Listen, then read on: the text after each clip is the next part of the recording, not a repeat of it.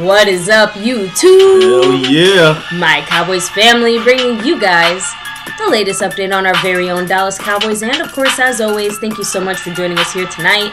Take a second to hit like, subscribe, hit that notification bell, follow us everywhere at MyCowboysFamily, and of course, hop in the Discord. Link for that's in the description box down below. That's right, family. You know, the new and improved, revamped My Cowboys Family kicking off this month in the way we were hoping to. So, again, appreciate everybody rocking with us here, baby. Yes, we're going to keep going. We got to shout out some very new faces. Oh, not new faces. That's right. Kicking off a brand new week. Yeah. So, some new faces, some familiar faces. But, you know, like I said, a little something old, something new, something borrowed, and always something navy blue. So, thank you guys for hanging here. Again, like I said, we're going to jump into, of course, the news, the info, the updates here in a second. But first, baby, there are some people we have to shout out, give the love and appreciation to, like our sponsor of the week. New week. Jason Renfro. New name. Then Marco Seppian giving the title over to this guy right here. Jason Renfro is sponsor of the week. Much love for his continued support. And, of course, he's also the Cash App King. That's right. So appreciate him as always. Jason Renfro rocking the spot. I got to do some more shout-outs here. There's a little bit longer of an intro, I think, than it's going to be in the future. But we're going to announce some things here, guys. So much love to Jason Renfro as he's the king and the sponsor of the week here at My Cowboys Family. But we also have Marco Seppian rocking the Stream Boss with 98 points, Bohana style on that Stream Boss. And Jason Renfro has officially become a member. We haven't seen that in a while. We're going a little old school there. It was about 5 years ago, this video you're seeing. But hey, when you guys join the membership, that's what happens. We're going to talk about that in a minute. Yes, a perfect live demonstration there. Thank you, Jason. And yes, like we just said, not just the sponsor of the week, also the Cash App King. The king of the Cash App. That's right. So as you can see, he's in the Navy Blue crew. Much love to you, Jason Renfro. And we'll discuss this in a couple minutes here when it comes to the memberships. Jason Renfro also had two Cash App drops, $1.31 holler and $1.76 holler, to kind of get himself going here in the early stages of the week. So Jason Renfro just all over the place. Appreciate you as always, man. And giving you the shout-outs, as well as Mr. Marco Seppian, who's again, currently the Stream Boss for, I think, week number 9. Yes. So, as you can see my hat peek over here, there's still different ways of helping out the channel, guys, supporting the channel. Cash App, Venmo, PayPal, getting the message on screen. You guys can still go through all of that. But, baby, we have some new things to say here about our channel. 3 months, a little over 3 months, we have not had memberships or Super Chat. Now Super Chat's open. Yes, so along with these 4 options here on the screen, the Cash App, Money's Time My Cowboys Family, the Venmo, at My-Cowboys-Family, your regular PayPal link, the Streamlabs link, you do have finally, the Super Chats are once again available, and memberships as well. So make sure, guys, if you were in the membership before, I do think you have to actually manually jump back in if you want in. So make sure to hop in there, check it out. We will be obviously adding emojis and other things like that as we continue to expand. We actually, Skeptical Fan had, posted a great little idea there that we already had kind of percolating behind the scenes. So I can't wait for everybody to see it, along with some other perks and things like that, guys, of course, as always. Now, I do have to shout out some people back in the membership. Appreciate Jason Renfro, who just jumped in there in the Navy Blue crew. Appreciate Marissa, Roy Strasner, who's in that Navy Blue crew as well. Both you guys already joined up there. Marissa there, Mosh style things there. And also Mr. A. Lavelle, the silver level like leader on that level. He's in the silver level, and so is the Q man, Justin Quarles. He's also in that silver level. Remember, guys, there's not 3 levels, there's 4 levels now. And Skeptical Fan is in that almost top shelf now, that star level membership, which, yes, you know the perks on that, guys. We'll go through that, and, you know, we'll address the question on all that soon. But Skeptical Fan is on the star level membership board. That's a big one there. And also, if you look, there's one more level you can check out, too, on our membership side of things, and that is the over everything level. Yes, so make sure to go, check it out if you want some more extra exclusive MCF perks in particular. Yeah, and specifically the star level of the over everything. It's a little bit pricier, but the point is that it is immersing you into our channel, into our show. We will be. You guys can check it out. You guys can check out the link I have posted, and it's in the description. It's in the chat pinned. But yes, make sure you check it out if you're interested in that top shelf level of the over everything level. Then that is going to get you involved in our nightly. Once a month you will be involved in our live stream with us here pretty much the whole night if you're able to, and we'll open up the floor to you to get first dibs on your voice being heard. If you want to be on camera, we may be able to do that as well once a month for those in that over everything level. Now, we also got to shout out the man Jason Renfro, who dropped another $2 holler outside of yours, baby. It's the first one here in the super chat in like over 3 months. What did the man Jason Renfro say? He's in 5th place currently on the overall board. He said the Stars are going into overtime with it to tie to tie for it all. Yep. So again, they're playing some playoff hockey right there. I still cracks me up that all these southern states are apparently really good at hockey. Just saying. Yeah. So, yeah, I mean, Florida is crazy that our team's winning here. But, guys, thank you again for that drop. And, again, I'm going to kick this off the screen because it's been on there way too long. But, baby, as we open this up to our beautiful faces officially back in the membership, guys, I'm repping that navy blue. I think a little silver on there, too. I'm repping the navy blue. Well, they can't see the silver, too. But, hey, we're always repping that star over everything. So, again, baby, as we continue to roll this out, any other things that you might want to add to this that we haven't yet about the membership?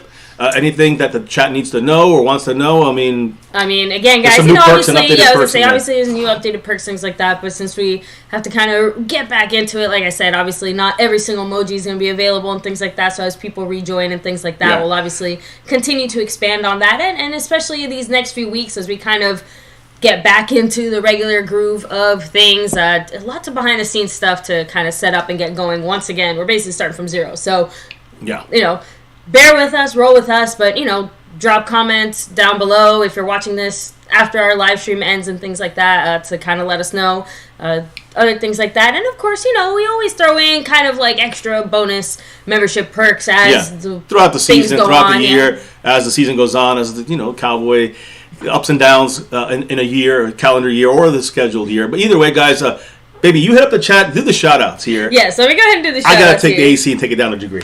Let me see. Go ahead.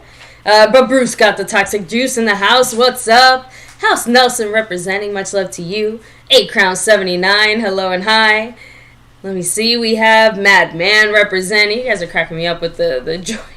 Yeah, look, some people just woke up on the wrong side of the bed, and apparently that side's always the cowboy hating side, right? Rolando Rodriguez in the house, what's up? And again, yes, thank you guys, appreciate all the love and the support, as always. Of course, the man, Jason Renfro himself. We have Splenda Papi in the house, what's up? Mike Aldana, hello and hi, representing. Stephen White, much love to you. Let me see, Skeptical Fan, always staying skeptical. Let me see who else is here. Thomas Garrett, the superior Garrett, of course. We have Marissa in the house representing. Yes, in that silver level. A bunch of people in the silver. Remember, you follow back there if you want on Twitter and other social media. We also, we're trying in the navy blue, right? We're trying to make sure we hit those comments first. If you're in the membership and your comments are out there, we're definitely going to look to you guys in the green there. Just to be fair for those that are in the membership in any level. And all those level perks keep going up. So if you're in the star, you get all the navy blue and silver too perks. Anyways, enough of that. Any other last comments before we get rolling here? Let me see. Brandon Jim Shea, what's up? We have Bobby Garrett, the other superior Garrett. Thank you guys again. So, but yeah, baby, that's everyone here so far as of now. So if you're ready, I'm ready. I'm almost always ready. Unfortunately, I'm going to start off with a little bit of sad news here. Unfortunately, and again, this was actually a couple days ago. before I think we had it gone live, I didn't really feel comfortable in talking about it because it's pretty horrifying, and it's Shaq Barrett from the Tampa Bay Buccaneers. Unfortunately, guys, his 2-year-old daughter drowned a couple days ago in the morning in their home swimming pool. So again, horrible tragedy, and the Buccaneers sent out a message saying that tragic news is heartbreaking for all our members of the Buccaneer family. Thoughts and prayers with Shaq, Jordana, and the entire Barrett family. This unimaginable, difficult time. Yeah, that's just unimaginable. Can't even understand. I can't even put that in words. So again, no word. They said no words can provide true comfort at such a time as this. We offer our support and love as they begin to process this very profound loss of their beloved Araya. So, our thoughts also go in there to the Barrett family. Absolutely. Now, another situation, a sad situation that you guys remember. Henry Ruggs from the Raiders, right? He was ready to have a great career, picked, I think, the same year as Jerry Jeudy and, of course, our CeeDee Lamb. Henry Ruggs III, guys, of course, we know he had a DUI car accident that killed a woman, trapped her in the car, and she burned to death. Horrific. He will plead guilty to DUI, DUI resulting in death. Okay. That's specifically, not just DUI. DUI resulting in death and misdemeanor vehicular manslaughter. This was a 2021 car crash that killed a woman and trapped her dog in the car as well. So he's right now going to serve between 3 years in prison up to 10 years in prison. So again, obviously his football career is the least thing of importance right now, and he just is going to have some tough years ahead. Do not drink and drive, guys. Simple as that. So again, no excuses, NFL players. Sorry, you guys get the free Ubers. No excuses, but hate this. Happy start to the month for our channel. Unfortunate to start up with that unhappy news, but moving on to that, some NFL news and I would say football news in general.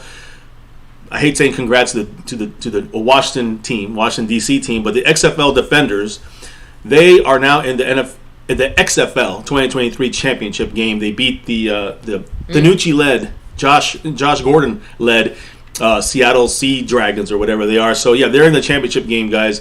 This is the first time since 1992 that a professional football team from the Washington, D.C. area will be playing for a championship. Just reminding that to the Washington Commanders, the Washington... I was going to say, it's no the closest names, they're going to whatever. get for any time soon. So. And speaking of Super Bowls, championships, Rihanna. You love the Rihanna halftime show in Super Bowl 57. In this 2023 January performance, because of an initial reporting error. It was corrected by Nielsen, and it resulted that this was the most watched halftime performance on record in history. Initially, it wasn't like that, but they fixed the numbers and they figured out that is the most watched of all time halftime performance. 121.017 million viewers. Or views, I guess you can say. Impressive. So there you go. Now, DeMarcus Ware, former Cowboy, of course, a Bronco as well, going to the Hall of Fame, right? This year, the Hall of Fame game. He's going to sing the national anthem. Yeah, I said it. Sing the national anthem at the Hall of Fame preseason game in Canton, Ohio this year. DeMarcus Ware, I didn't even know this. He is an accomplished musician. So he's going to. I'm excited to hear him do his thing there on the Hall of Fame game. And he actually wrote about it on the Players Tribune, newspaper. It's a Players newspaper. Very interesting. So we'll see another star shining at the Hall of Fame game. Now, going to our current players, the NFL suspended a free agent, defensive lineman, Amani Bledsoe. All right, he's obviously not on a team right now. He's going to miss the first 17 weeks. This is weird. The first 17 weeks of this season out of the 18 weeks. So basically, I guess we'll see him for the playoffs if he joins a team that's that wants him. If he's his 17-week suspension, guys, is for violating the NFL's policy on performance enhancing substances, PEDs. Obviously, he was doing that, but it's a recurring issue, guys. It's a second, not his first rodeo. No, it's a second PED violation, and again, last year was suspended 6 games for the first violation. So this guy, he's Amani Bledsoe. I hope the Cowboys don't ever pick him up. Obviously. Do not pick him up, Cowboys. Yeah. Now, a defensive lineman that I know my guy here, Marco Seppian, loves is Puna Ford.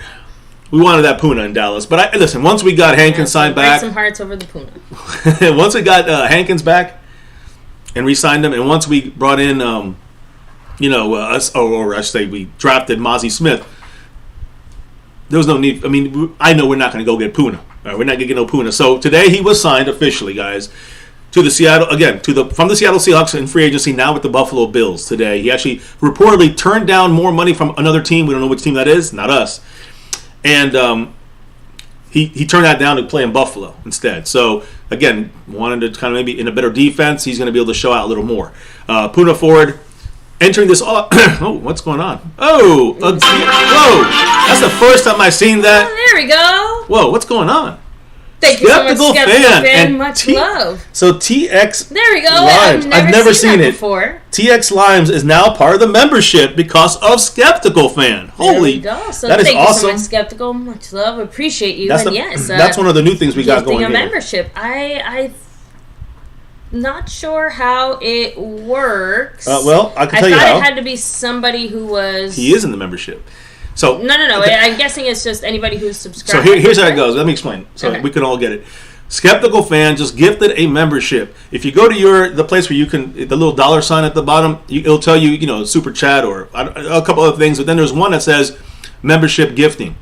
And if you do that, you can do 1, you can do 5 memberships, you can do 20 memberships or more. But my point is that there's a certain list there, and you guys gift that. If you guys gift it, it automatically gives it out to somebody in the chat. And you get a free month of the MCF membership. And that's the first one we ever had here. Skeptical Fan making it happen. That's going to be a tiebreaker in the future. Thank you, Jason Renfro, with a $2 holler. But yes, I absolutely have to, give some weight to the sharing of the love there by Skeptical. Yes. Officially the first one, which is very cool. I'm right now. I've never even figured it out yet how to do this. On our side, and that's the other thing. Androids can do it. Laptops can do it. I'm not sure at tablets, but I know that the iPhones still have an issue with that, so you have to use either a laptop or computer or an Android phone. But either way, man, that's the first one we've seen. It's great to see a new member here, TX Lions, right in the house. You're going to get a free trial here. And you can continue going with it if you want. You can upgrade in it if you want. But much love to Skeptical Fan making things happen. As he's still, I should have said this at the beginning, he's at the top of the board right now. And by the way, I think Skeptical Fan and Jason Renfro both feel what Jason Renfro's saying here. Glad you're back to normal. Now let's go get our 6. Let's get that 6 and beyond. Yes, you know it, Jason Renfro. Similar to our Cowboys, we had to, I guess, face some adversity before succeeding? Question mark. That is awesome. I like how I see it right here. See, it says Texas Line. Yes. Is it Lines or Limes? Limes. Texas Limes. Gifted a membership.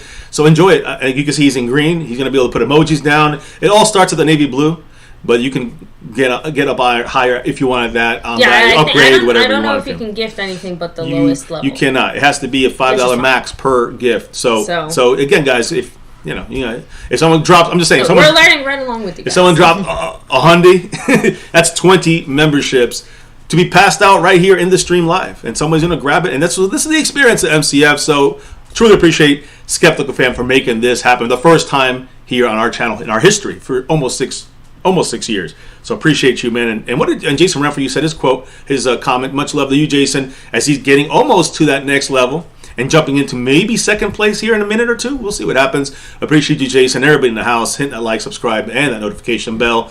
I put down TX Limes, but it's under Skeptical Fan. I got you. And, we'll keep rolling, all right? We're learning with you guys. So this is exciting new branding, I guess you can say, from the M to the C to the F here on My Cowboys Family. So thanks again, guys, making this thing a true experience. So back to business here. On the NFL, again, Puna Ford being one of those guys that I was really interested in. I know Mark was like, you got to get him out here, but I wanted to kind of let him know it's not going to happen. And again, now he's officially in Buffalo, so I like him a lot. But I knew the Cowboys passed on him once we got Hankins, and then of course drafted Mozzie Smith. A couple other fifth-year options. We know we got our fifth-year option on C.D. Lamb. We got on there trying to work on a long-term deal. But let's talk about some teams that are either accepting them or declining these fifth-year options. The Chiefs are declining the fifth-year option on the contract of running back. And I want to make sure running back in the first round, Clyde Edwards-Helaire, who was the last pick, I think, of that draft. They're not going to keep him next year. He's going to free agent after this season. He was a 32nd overall pick in the 2020 NFL draft.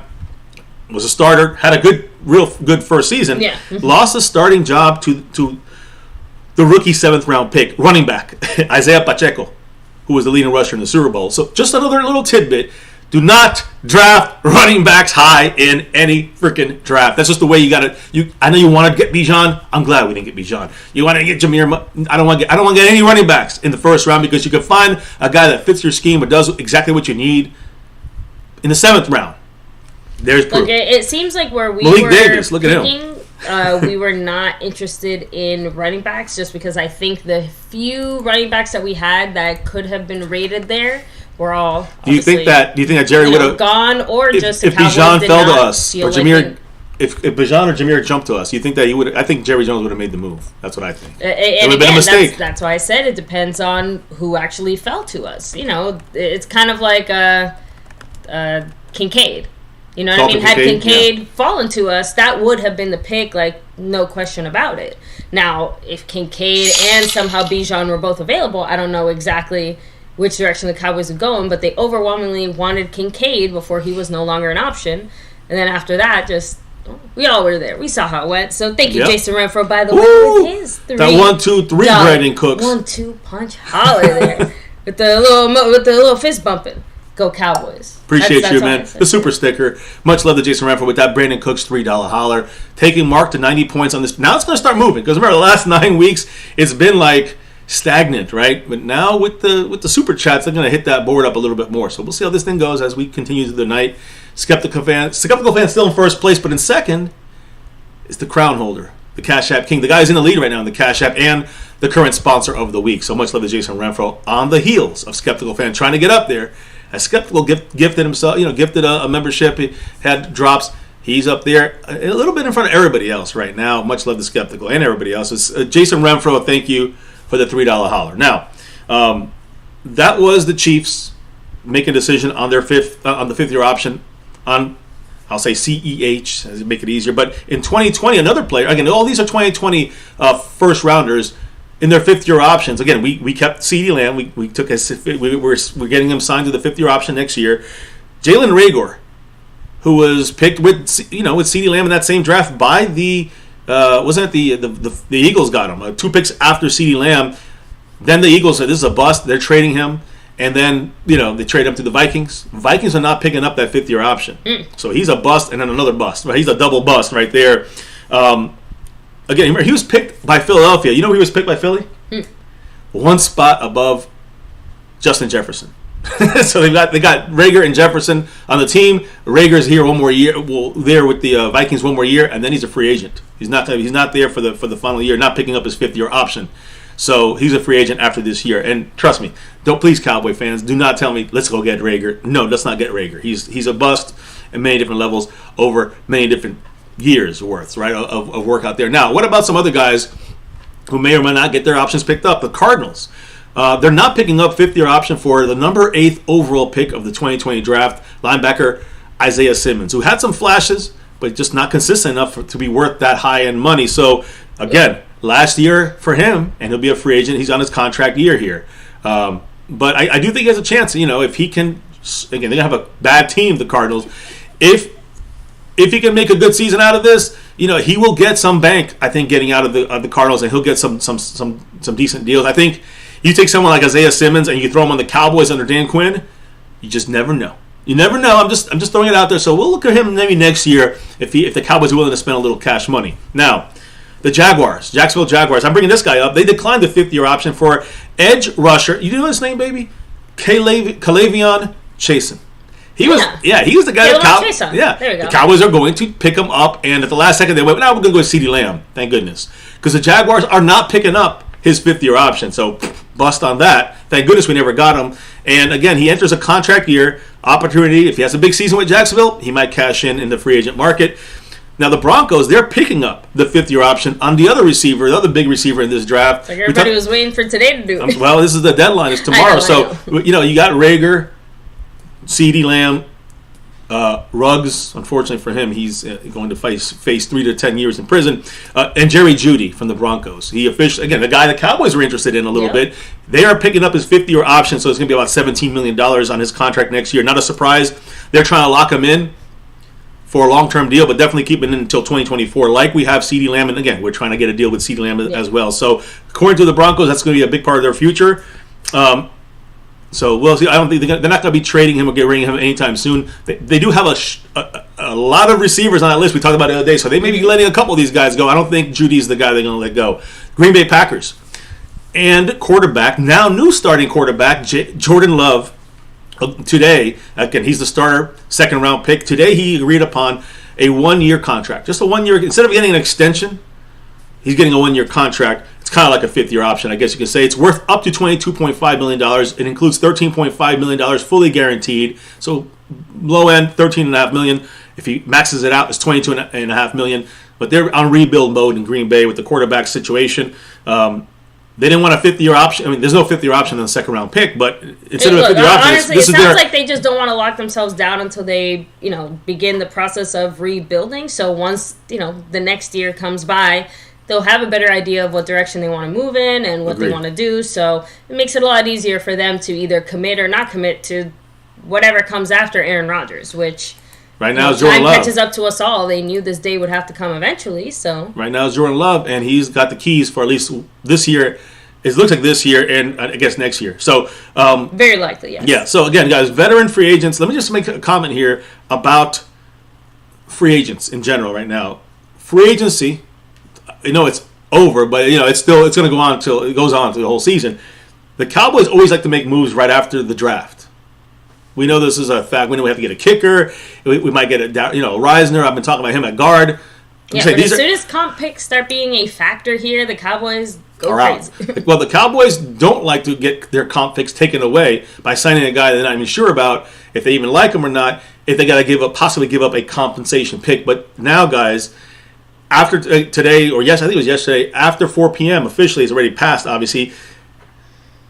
If you sign a free agent now, the comp picks formula does not get involved anymore. There's no compensation loss anymore. So that's a good thing. Free and clear. Yeah, so now Jerry and Steven, they love to do their due diligence, and then they go out there and they go grab whoever they want, and it's not going to affect the comp pick formula. And that's a big thing for the Cowboys. Especially we gave away our 5th rounder in 2024 to move up and get Eric Scott Jr. Well, we're going to get a comp pick from Dalton Schultz or McGovern. Unless we got a guy and then it takes a comp pick away from us, a free agent. So we'll see how this breaks down. But the Cowboys are trying not to lose any comp picks here. We did sign a couple guys, but I don't think it's going to hit our comp pick formula. And the guys that we did get that were big name guys like Brandon Cooks, Stephon Gilmore. Of course, those were trades, not free agency. So we're not getting anything from those guys. Now, getting into the draft, because this whole thing's really about the draft, right? Yeah. During the draft, the pre-draft process, and again, some of you guys may have seen this video of Jalen Hyatt doing his workouts and stuff like this. I think it was the rookie show on ESPN.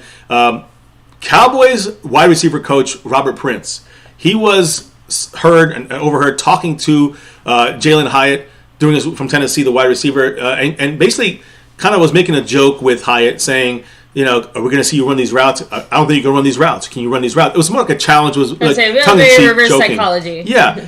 And now I'm hearing people saying, because he got drafted by the Giants, it was slander by the Cowboy receiver. So people are taking coach. that a little too literally. Yeah, it's so silly. So after all this, they're saying, Hyatt's going to be ready to prove the Cowboys wrong because Robert Prince talked crap about his route running. It was again, if you believe that he was being derogatory towards him, then you guys don't know how to take clues on that. But again, some people out there try to make this a bigger deal than it is, maybe just hype up the NFC East rivalry stuff. But either way, guys, the Giants are 0-10 whenever they have to go up against Dak Prescott. All right, in the last 10 times they played against Dak, right.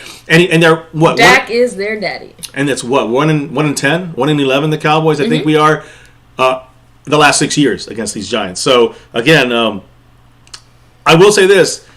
The Giants were aggressive. They did some. I like some of the draft picks they got, unfortunately, but. And they got better, but you still got to face the Dallas Cowboys and Dak Prescott, who owns them right now. Mm-hmm. So, talking about the draft, and again, as you can, if you look at our thumbnail, obviously, yes. You'll see Mr. Will McClay, who's going to be, he spoke today. I'll get to him a little bit. The boss behind the boss. And you have the whole draft class right there with their new numbers. We'll talk about that in a minute. But let's just talk about some of this real quick here. 2023 NFL Draft viewership. I mean, this was watched by a lot of people, guys. Unduplicated audience of 54.4 million viewers. combination of all 3 days for the NFL draft. Let's talk about, you could be watching the 7th round. There's still a combination of all 3 days, 54.4 million viewers. That's actually pretty good. That's a lot. 3-day event, 6 million viewers over 3 days when it came to TV and digital. On top of that, guys, and each day, 312,000 fans attended this draft in Kansas City. Yeah. So it was very successful for the NFL. And you break down, like, where these guys get drafted or taken from. Well, you look at Senior Bowl guys. Senior Bowl, I mean, we looked at a lot of guys, talked about a lot of these guys. Senior Bowl, 36 out of the top 100 picks were Senior Bowl players. 38 of the Senior Bowl players were selected in rounds 1, 2, or 3. 100 players were drafted total. 100 from the Senior Bowl. That's a lot of players, guys, out of 200 and change. Or almost 300. That's a lot. So, and then again, it's basically what it comes out to is 39% of the entire draft are made up of Senior Bowl. And it's about fourth year guys in college, and you see a lot of older guys, 24, 25 years old. Yeah. COVID kind of knocked them back a year or two on this. And when you look at the colleges, Florida Gators, I'm sorry, not colleges. Let me rephrase that. That's one of the colleges, but when you look at the states, where do these guys come from when it came to high school? Remember, that's where they grew up. That's where they got their base. It wasn't Texas. It was Florida. That was number one, guys. First, former high schoolers that were drafted in this draft. Texas finished in second place. They had 30 picks in there. In all 38 states were represented in the 259 drafted players. And 2 picks were from the District of Columbia. 3 were from Canada. So, that's how the makeup of this draft went. Now, I do want to say one interesting little fact here. I don't know if you know about this, baby, but there's some strict rules and timelines post-draft that these rookies become undrafted free agents. And I was gonna say the only thing I knew like post-draft is just like what we talked about, right, the comp picks or things like that. Post-draft of the comp. I'm talking about post-draft. Well, that's what I'm trying to say. Like outside of that, I don't really know about any like specific post-draft kind of rules. Well, you know that you have to wait till the draft is over before you sign any undrafted free agents. Well, yeah. Okay. Well, I'm saying this. That's what I'm trying to say. Like, well, I'm saying that because, in theory, teams have to wait until the draft is officially over all the way. Not your draft, but the whole draft. That's not what's happening right now in the NFL. So basically, teams are kind of getting a jump start. There's some cheating going on here in the NFL. That's teams right now routinely start lining up potential undrafted guys while the draft is going, and that's allowed. But you cannot start making calls. And according to Pro Football PFT, they said calls are being made about potential undrafted free agents on Saturday morning before even the 4th round kicked off. Damn. So these calls continued throughout those 4 rounds. You're not supposed to do this at all, and many teams did this. I'm sure the Cowboys are one of them. And teams wanted quick commitments, quick firm commitments. So basically, they makes a decision on who they draft in the draft. They know they're going to get this guy who's going to fall out and he's going to sign with us afterwards. It's not supposed to be that way. And this rule has never been enforced. All right? It's never been enforced yet. There's no penalties for this as of yet, even though they should be.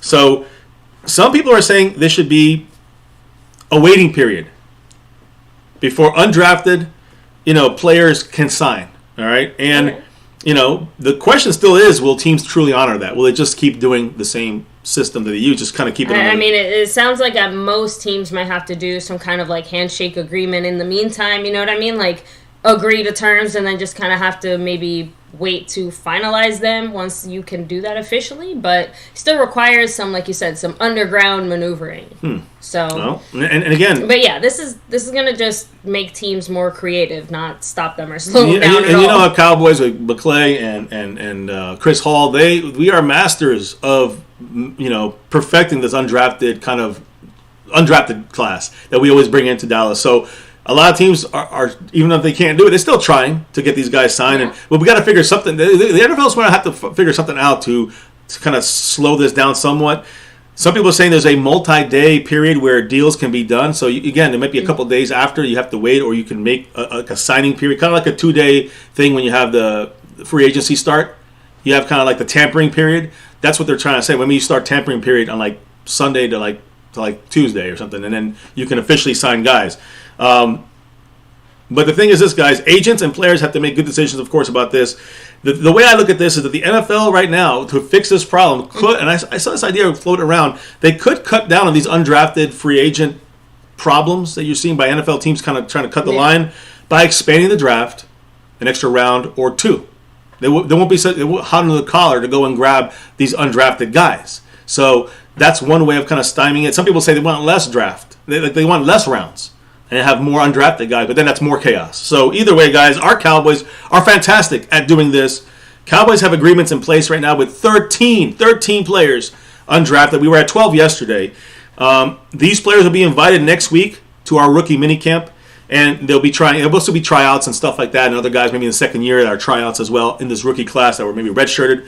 John Stevens Jr., wide receiver from Louisiana, was the new guy added to the list out of the last couple of days. You have to imagine when McClay gets some kind of I don't know, he gets to drive Jerry's yacht every time that we end up keeping one of our undrafted guys. Hey, last year we had 3 or 4 of them on our 53. Jalen Moreno Cropper, one of the wide receivers on the undrafted list for us. He's a prospect. He scored a 6.24 on the athletic scale, which is not that good. But he's going to be a guy you might have to keep an eye on in training camp, all right? From, again, Fresno State. And we got a guy here repping that star over everything with that $2 holler. It's the man, Q-Ball, in the house. QJ, we know. I appreciate you, of course. And he said with his what did the man $2 say? holler, let's go Cowboys. Hell yeah, brother. Appreciate you. Always go Cowboys. You know it. And thank you for that drop right there. Let me make sure I get you on the board. So, and yes, thank you, Q-Ball. So, real quick, Essex Aguilera 4, much love, said, out of topic, would everyone be down with blackout Cowboy uniforms? We already had the opposite, the icy whites. Why not both? It's hard for me just because, so many teams are doing that, it feels like, right? And not just that, but black is not a color, so if anything, it wouldn't be a blackout, it would be like a blue out, I wouldn't mind doing some kind of, super leaning into the navy blue on navy blue type of thing. See, I'm with you on that. I would like to see us all this color blue to the pants, exactly. Right? Maybe the helmet. Instead of a blackout, it's a blue out. You get a blue helmet. Think about the navy blue helmet. That would be nice. So, and you could play around with it, right? And you get the star. The star, you can make it white. By the way, real quick, Jason, for letting us know. Thank you guys here in the chat. The Stars lost. Oh no! In the last second. Damn no! In overtime. That sucks, man. Oh man! And I thought they were about to take a major lead in that series. Now it's back. I know. It's close again. So thank you, Q Ball. Appreciate it. 88 points from Marco Seppian as we continue rolling here in MCF.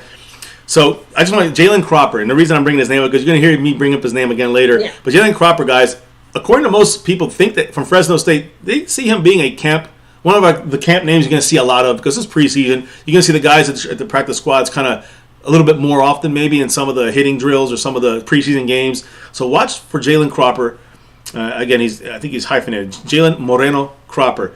But he's a speed threat. I thought he was a little taller. He's actually faster than I thought with great route variations. And he's very deceptive with little micro movements, get you out of your position for a split second. He can beat you with the speed. He has a hip sync move.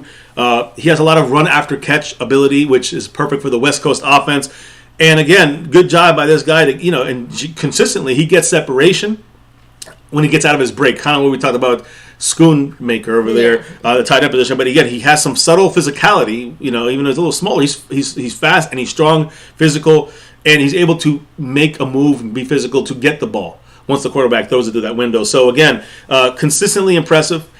As an undrafted receiver, and again, we like Jalen Brooks, we drafted in the 7th round. We also got Jalen Moreno Cropper. He's able to accelerate out of his breaks. Whoa! And thank you, Skeptical Fan. There's his comment. Yeah, he just dropped his membership message, and the best part is, I'm so glad it actually kept the time of it because it does say 28 months. Yes, and very rightfully well deserved there with a classic Go Cowboys. Okay. Yes, so much love. Skeptical, always staying skeptical. In first place on the overall board. Mark to say 7 points. And we keep rolling here, man. Much love, Skeptical Fan. The first gifted memberships ever here on My Cowboys Family was earlier tonight. So, just going to finish it up, guys. He's got a true shot to make the 53. He had to beat out guys like Jalen Brooks. Yeah. Maybe try to push off Simi Fehoko or one of these guys. And actually, it's funny because we're going to hear with McClay. He actually spoke about the receiver spots, the receiver 4 spot, which is, past CeeDee Lamb and Brandon Cooks and Michael Gallup. Who's fighting it out for that 4th spot? Tolbert, Jalen Tolbert. You got Jalen Brooks. You got Jalen. You got a lot of Jalen's fighting it out for the receiver spot. I'll talk about that in a little bit. So, now, numbers. Jersey numbers. Yeah, talk numbers to me. Emmitt Smith being worn by me. No, this number is never going to be worn by anybody else, even if it's not retired officially. So the Cowboy rookie jerseys were announced yesterday, and again, I posted it on Twitter. Mm-hmm. Let's go through this real quick, guys. And I guess, we know Mozzie Smith, number 58. All right, we know he's wearing number 58. Mm-hmm. We kind of assumed that he already wore that jersey out there, so we knew that. Now, second day of drafting, we got Luke Schoonmaker, tight end. He's wearing number 86. So taking Dalton Schultz's jersey and then putting it on him. You know what I'm saying? It's the same type of player getting Dalton Schultz's exact number. So that's not going to be it's going to be almost, you're not going to even notice. Transition. You're not going to even notice Dalton Schultz gone because Luke Schoonmaker is going to be wearing his jersey. So easy to know. They're Marion Overshone. A lot of people want him to get number 0 because he's Agent 0. I understand, but guys, that's never happened. Why do people get surprised? Didn't you guys remember that J-Ron Curse switched over to number 0 already? The number 0 wasn't even available yet, and there are already people fighting over it on the team. So, well, just say it like as an option before you Curse. pick it. That's what I'm saying. Like Curse picked it. Boom, it's gone already. You know that, right? Yeah, I mean, Curse went the moment they allowed the zeros to come out that day. Jalen, I mean, J-Ron Curse and Micah wanted it, but Micah keeping 11, and. J-Ron Curse went from 27 to Agent 0. So I'm sorry, Overshone, you're not getting 0 unless you probably got to pay your whole rookie contract to switch that with J-Ron Curse. He ain't moving that number. So the Marion Overshone is getting number 35. Not the coolest number, but it is what it is. Then our day 4 picks going in there. Asim Richards, offensive lineman. He's getting number. I'm sorry, he wasn't next. It was Fehoko. Yeah, Junior Fehoko. He's getting number 93. That's the old Carlos. Oh, that's whose number was that? I don't know, but he's number 93. Fehoko is 93 now. And A. Lavelle with the $15 holler on here is moving into second place all by himself. What a man, Mr. A. Lavelle in the house. Appreciate you, man, and I hope everything is doing great with you. And you do your thing out there in the West Coast. But you know what he had to say? I gotta know. What did he say? He said, "What's up, MCF and MCW? Yes. What's good, everyone in the chat? Hope everyone is safe and healthy. I love the Mozzie and Schoonmaker picks. They are gonna shock everyone. Let's go, Cowboys, baby." Hell yeah, let's go. And I was a little bit. I was initially a little bit, weary about that Schoonmaker pick, but I do. It's grown a little bit on me because of the way the Cowboys, I think, are planning to use him, and that's the key. You always got to look at the scheme, the coaching, and what the plan is, and that's why I'm with you on this one. Yeah. On Schoonmaker, I love Mozzie. The Mozzie pick was good the whole way through. Even if we were a little disappointed in the beginning in some ways, like, what do we do this, trade back? Now you know why. We know that whole scale what happened, and we're going to actually talk about that today because that came out yesterday. Yes. On Will McClay and what he was saying behind the scenes. So thank you, Will McClay. I'm going to say that. So honestly, it also reminds me of that very, very funny comment by Jerry like a week or two ago or something where he basically said, McClay does everything but sign the checks and that he can get the GM title when he signs the checks or something. Yep. And that cracked me up just because, one, he made it pretty clear that, Will McClay is basically GM in all but name for the most part, and that Jerry, as his role in GM, is definitely playing more of a general overseer role. McClay is basically handling any kind of front office stuff that Jerry would be doing outside of final decision type of situations, which it sounds like even that Jerry is deferring more and more to Steven as well. So not to say that Jerry doesn't have his final say, right? Yeah. But you do, I think in the last few years you've definitely seen that transition, and when you see the way they interact with Jerry, it's more of a we're doing this. You good with it still? Cool. And it's more like a double checking than a permission asking. Yeah, I understand. So he is all but in name, right? Will McClay is the guy running the show. So and McClay is not going to be signing the checks anytime soon. Let me make that clear. No. So again, and I hear you guys, and again, much love to A. Lavelle with that drop. By the way, Marco Seppian to 72 points, which, as I keep saying these numbers, is there? We know 70. Well, we're going to find out who 72 is. Yes. But he's not on this rookie list right now. So give me a second. I'll be right back. All right. Just going to say that going with these numbers, guys, Fehoko got 93. Then we got his name Awesome? No, Awesome. Asim. I always said Asim, but it's actually Asim. Awesome, or what is it? Awesome Richards. I'm going to say awesome. Awesome Richards. It's number 76 for him. And that was the 5th round pick. The 2 6th round picks. Of course, he traded up and got Eric Scott Jr. 37. Number 37 is going to be his number. And, of course, you think number 22 is going to go to Deuce Vaughn? Hell no. This is Emmitt Smith forever. But Deuce, who wore 22 in his career, in his college career, I prefer him to get a single-digit number. But he ended up going with number 42. Sounds bad. I don't like it. I didn't like it until I realized why he was kind of doing that. I'll explain in a minute. Because the last pick on this draft in the 7th round was Jalen Brooks. Number 83 is his number. T-Will, old number there. So, again, overshown. A lot of people don't like his number. If they wanted him with 0, I'm sorry. It's not going to happen. J-Ron Kurtz got 0. Now, the Deuce Vaughn pick number 22, again, that's what he wore in college. A lot of people said, please give us 0, give us a single-digit number because he's a small guy, so give him a smaller number. While I agree with that, there's not really many numbers to choose from there in the single digits, but there is a reason why he chose number 42. Darren Sproles. Darren Sproles is number 43 in the NFL when he played in the Eagles and multiple other teams and his Chargers. Number 43. So obviously we're seeing Deuce Vaughn going in that same line, going with the 42, with that scat back, change of pace, small miniature guy out of the backfield. That's what the Cowboys, like with him. Now, also, Emmitt Smith, Ezekiel Elliott, 21, 22. A little bit similar to that little edge numbers there, right? Because Zeke got 21. Of course, 22 is Emmitt Smith. Sproles is number 43. Deuce Vaughn took number 42. So we can remember he's in that similar vein as a Darren Sproles. Now, he actually made a comment, Deuce Vaughn, about wearing number 42. He knew that when he was picked by the by the Cowboys, his Kansas State number was lost. He was then going to get number 22, which is Emmitt Smith. He said, "quote I know that number 22 is 100% off of the table, so we're going to have to go and make something shake." And of course, he went with number not 22, 42, in remembrance of Darren Sproles kind of mindset there. I like it. So the overall draft, and again, I'll throw it up here in a minute. And again, thank you guys for dropping in here. Again, I can't believe we have a gifted membership offer already and done by Skeptical Fan.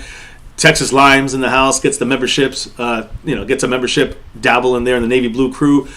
We got it all back, guys. We got the super chats back. We appreciate everybody who has been sticking by us and helping us through these last dark 3 months here. After the Cowboys lost, we found out what happened, and then we've been fighting hard with YouTube to get back on track, and we are finally here kicking off our first stream right here with you guys like this. So can't do this without you guys. They finished the draft in a nice way, and we are we're entering the new month with our rookies the best way possible here in My Cowboys Family. So I'm going to put up the I'm glad you're there, babe. And I like what Mike said. A new chapter needs a new number. So yeah, I agree. And listen, I like the I'm not crazy about these numbers. And again, you guys remember this. These numbers will change. Keep that in mind. These numbers will change, as the off-season and training camp ends, and then some guys get cut, and there'll be some numbers available. Yes. And then, whoa, okay, man, shoot. And thank you, Skeptical And Gary fan. Stokes in the house. Much love. He just gifted another membership here, and Wow. Gary Stokes, the lucky Wow. winner there. There it is. Thank you, Skeptical Fan. Much love. Gary Stokes, of course, he's been around. He's been in before, right? Now in the Navy Blue crew. Skeptical Fan, another one. Man, I'm gonna call that the tiebreaker. I think when you give memberships like that. Of course, you got Cash App, Venmo. We got that as a tiebreaker. There's another good tiebreaker too. You gift memberships. You're helping the family here. You're helping the chat, and we appreciate you guys that are involved on that side of things. And Skeptical Fan, again, you have to be a member to be able to gift memberships. Yes. Keep that in mind. You can't unless you buy your own. I guess you can buy your own membership, and then you can give 25, and you keep 5, and 5 is for cover you, and the other 4 cover 4 other people. I don't think it even gives you that option unless you are. You have to be a member already. That's good point. That's right. So good point. So yeah, that's the way it works. But guys, thank you, Skeptical Fan. Thank you, Skeptical. Much love always. He's in first place on the top of that board still. So much love to him. Now, how did we do in this draft? We talked about some grades the other day. We did our grades. 33rd team. That's another publication. They had their post-draft power rankings. F the power rankings. We feel about that. But the Eagles are first in the draft. according to them, the Chiefs second, Bengals third, Bills. This is after the draft. So this is getting the post-draft. Now you see the teams, Eagles, KC, Bengals, Bills, San Francisco. That's the top 5. No Cowboys. Then you have the Jacksonville Jaguars. And then the Detroit Lions. At 6 and 7, the Cowboys are in 8th. According to them, we're the 8th best power ranked team. F the power rankings. The only power ranking that matters is the Chiefs win the Super Bowl. That's the power ranking. There's only one that matters. That's who wins the Super Bowl.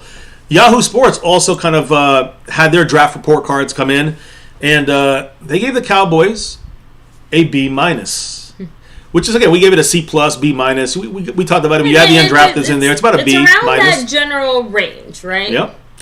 And that's the thing. We all not great, not outright crappy. Yeah. Just somewhere nicely in the middle. Maybe a little lower, maybe a little higher, depending on your personal feelings or what you're looking at. Most of these, analytics and analysts have given their grades and stuff. They're all been falling between that B, that middle to low B to that high C area. Usually, there's a couple C- and a couple B+. Usually in the B to C area for our Cowboys in this draft. So, and they were just saying that they gave I think Mel Kiper post draft grade gave us a B, straight up, and he's an expert there. He just said he really liked the way the Cowboys did things and got Mozzie Smith. He said that he would have taken other tight ends over Luke Schoonmaker, but he has intriguing traits for the Cowboys. DeMarion Overshown, he said he likes him a lot. Impressive blitzer. So, we're going to talk more about these guys, but this, a lot of people are giving it basically a mid to low B on the grading scale. And it all doesn't matter. It only matters when you see how they do. And in 4 years, you go back, in 3 years, you go back and say, okay, that's a good class, that's a bad class. That's the way it's going to go. Exactly. Even us with our 2022 draft class and just how much we knocked it out of the park. There's no guarantees in life. We still don't 100% know if these guys are going to consistently play the way that they did maybe in that one singular year, right? Yeah, and that's the thing. We got to wait. They could have one good year now and then bust. They could be like Micah and just dominate every year. So we'll have to wait and see. Right now, realistically, in this draft, and I guess I'll throw it on here. How do you think we did? How much better do you think the Cowboys got? Because the pre-draft offseason, I think, for the most part, if you break them down, we did it yesterday, or I'm sorry, 2 days ago, but if you break it down, we got a lot better. I think we got better in a lot of these positions that you see us drafting in. We got a starter in Mozzie Smith. Mm-hmm. We got, again, a role player, but a starting role player in Schoonmaker. So I don't think it's as much of a disaster as you go back to 2009 and some issues there. The problem in this draft could be remembered as more of the Eagles did that good, right? The Eagles drafted, their way to be like a dynasty. The Cowboys got a blocking tight end. Mm-hmm. You look at Luke Schoonmaker and you look at the Eagles draft. That little comparison will turn people off to this draft this year, and it's kind of overbearing. I believe the loss of Kellen Moore is bigger. Is a good thing, and it's going to be helpful more than hurt us. Obviously, I've been saying that for a while, but this roster is in better shape than it was a year ago. And I think that if the West Coast offense, works under McCarthy well, then I think we're in good shape, with a better team going forward. But, Will McClay spoke today, and I'll bring him up there in a minute. He goes, Cue Ball dropping that 5 on it. Ooh, thank you, Cue Ball. Much love with the $5. Going up the board just like that. He said, glad you got everything back. I like 42 on Deuce. Yeah, I do. I first I didn't like it, but then I realized Darren Sproles. I'm all in on that. I am definitely all in. Yeah, I was going to say, I actually do think it fits him. I saw someone saying he should wear 99 so that I can wrap around his... That's funny. That would be interesting. 99 is a little bit big on his chest there, but man... I know. Those are some hefty numbers you're putting on that tiny man. So, Beast Mode saying, you kind of feel like Mozzie and Vaughn will be the only players that will contribute. I don't know if Schoonmaker gets on the field unless it is forced.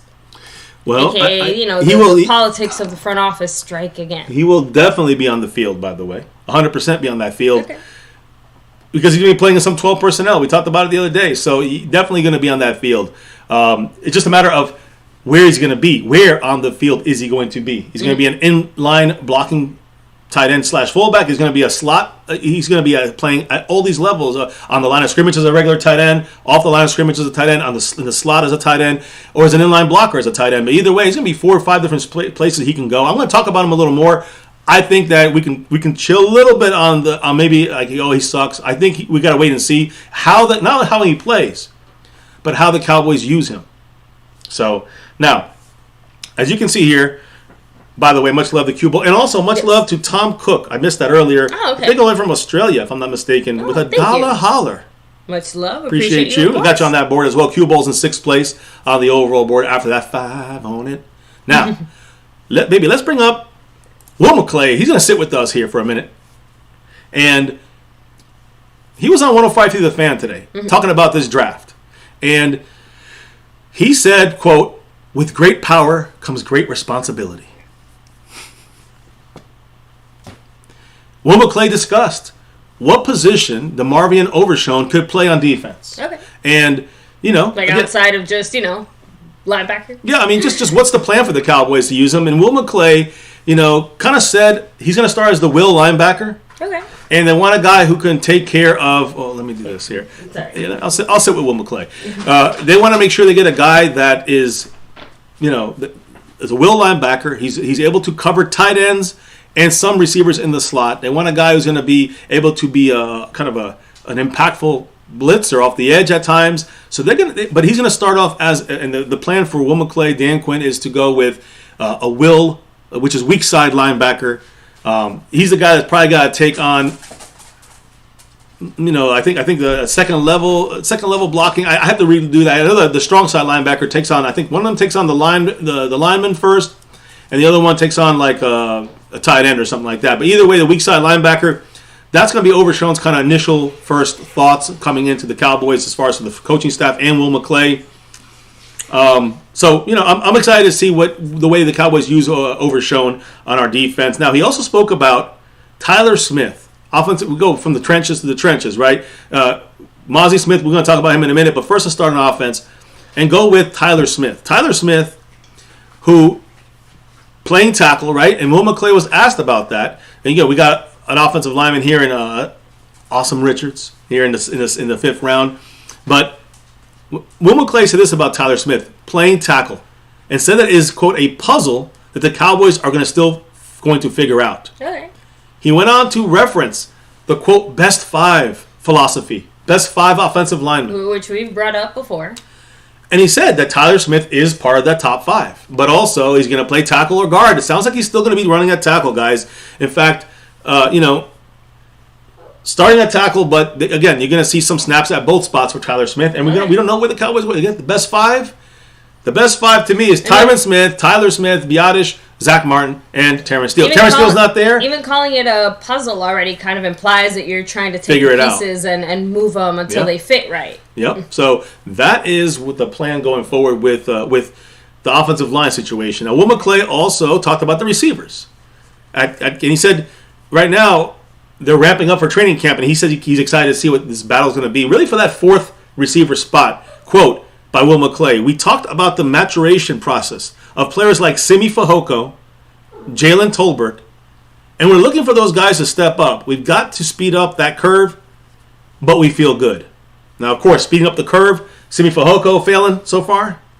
Jalen Tolbert was a failure last year in his rookie year. So, to me, this is about. He brought up these names. What does that sound like to you? Simi Fehoko, Tolbert, they're fighting for that 4th receiver spot. And that's when I'm bringing this up, guys. This battle of Jalen Tolbert versus Jalen Brooks. And then also battling Jalen Moreno-Cropper. These guys are fighting for that last spot. And don't forget. I guess name your kid Jalen if you want to be in the NFL. If you want to be a receiver for the Dallas Cowboys. The last thing, guys, you got to remember is that I'm not going to stress about the 4th receiver in our team necessarily, because Turpin's going to get a spot unless he gets beat out unless Duke Vaughn knocks him off the list there. So you're really looking only for if Turpin doesn't lose a spot, you're really only looking at Simi Fehoko, Jalen Tolbert, Jalen Brooks, Jalen Moreno, Cropper, and a lot of other receivers that we picked up in this draft that are undrafted and others like that. So that's going to be the battle right now for the depth of our receiving core. But let me just say one thing about Simi Fehoko. He was in camp last year, in training camp. He was fantastic. He showed up. Good. But then he had injured, derailed the season last year, and it continued in the whole like, oh, is he just another camp star? He had a good offseason, a good training camp last year, and he just could not get back on track after the injury. He couldn't get past that spot there. So he's healthy now. If he stays that way, he'll have a chance to make the team. If not, it might be his last chance with the Cowboys. But that's the battle you hear Will McClay talking about. And that's honestly the biggest thing that sucks about injuries, right? Yeah, it just derails your season. It can derail your career. Now, baby, I know he spoke a little bit more. Speaking of Deuce Vaughn there, you can see him right behind his right shoulder. Deuce Vaughn, picked number 212 in the end of the 6th round, running back. We have the coach that, Chris Vaughn, his dad, that works for us as a scout. What did he say about this moment of the draft? Well, Will McClay, heard a lot of people inside and outside of football about this major, this is a very emotional, heartfelt really situation. Historical moment. I mean, it's not every day this happens in the NFL, right? McClay said, quote, "I've heard from a number of people and people that were watching the draft that weren't even truly football people. There was a lot of people that I've been in touch with, and it was one of the greatest moments, not only in sports, but in life, that I've ever been around there, and was just true passion for the people," meaning Chris Vaughn and his son. Chris is the one that we know the best because of what he brings to our building and how he is every day. And then Deuce, because all you've got to do is turn on the tape and watch that kid play to let you know he belonged in the NFL. And he deserved to get picked. And we had the opportunity to pick him at a value that was good for us. And he was the best football player on the board. That's what you do. You take those kids. So, and again, I do think that, Steven's also touching on the fact that there is a big difference between, having the best guy left on your board be a running back in the 6th round, right, than there is in, let's say, the 1st round. Or the second round. Yeah. And I'm just trying to throw out there, I know most of us assume that, let's say, if Bijan Robinson were there, that the Cowboys would have grabbed him, and in a weird way, I think this maybe confirms that, even if Bijan had fallen to the 1st, depending on who else was still available, the Cowboys could have still deliberately chosen to not go down that path. Yeah, and that's what we're seeing here. Getting Deuce, he was the highest guy ranked on their board. Yeah, but even they weren't expecting for him to fall at the end of the 6th. The way that it did, yeah. And it did, and now he's a Dallas Cowboys, you can see there. So, Deuce also, it's funny because we got an early preview of the Call of Duty Warzone mobile through Deuce Vaughn today, guys. He's part of their, he's got a sponsorship, I guess you could say. He's got a, advertising job here now. Deuce Vaughn, again, Call of Duty, that's one thing. We're talking about football here. That's the Call of Duty we need from him in the NFL for our Cowboys. So, Deuce Vaughn, guys, he actually had a couple quotes today. He's looking forward to learning from Cavante Turpin. Okay. Cool. Yeah, he said, quote, "He's explosive when it comes to special teams, and I'm super excited to bring that to the table," which means I'm trying to push you out of a job, Turpin. Now, Deuce Vaughn also, he reminded everybody he played at AT&T Stadium 3 times while at Kansas State. He said, quote, "Every single time we got done with that game, I was like, that was the best stadium we've ever played in." There you go. Look, he definitely knows how to sweet talk us Cowboy fans. I'll give you that. I always appreciate some smooth talking there. Now, remember, last thing from Will McClay here, front and center. Now, this whole draft went down, and Deion Sanders recently tweeted, and we talked about it the other day, that he was ashamed. That was a quote, ashamed of the other 31 teams that passed on taking a player from historically black colleges and universities, HBCUs, in this NFL draft this year. Cowboys Vice President of Player Personnel, of course, Will McClay right there front and center, was asked about Deion Sanders' comments on this conference call he had today with 105.3 The Fan. What did he say, baby, about this? So, he said, "Deion's doing a great job of promoting HBCUs and promoting Colorado and all those things. And so that's part of what the deal is. He wants to see players drafted. We want to draft good football players, and good football players come from everywhere. There's not a conspiracy against drafting, HBCU players. We're looking for players that will come from anywhere. I think that we've had the opportunities in the NFL I think that we've had the opportunities in the NFL in having things to highlight the historically black college university schools. I think the players have to have draftable grades.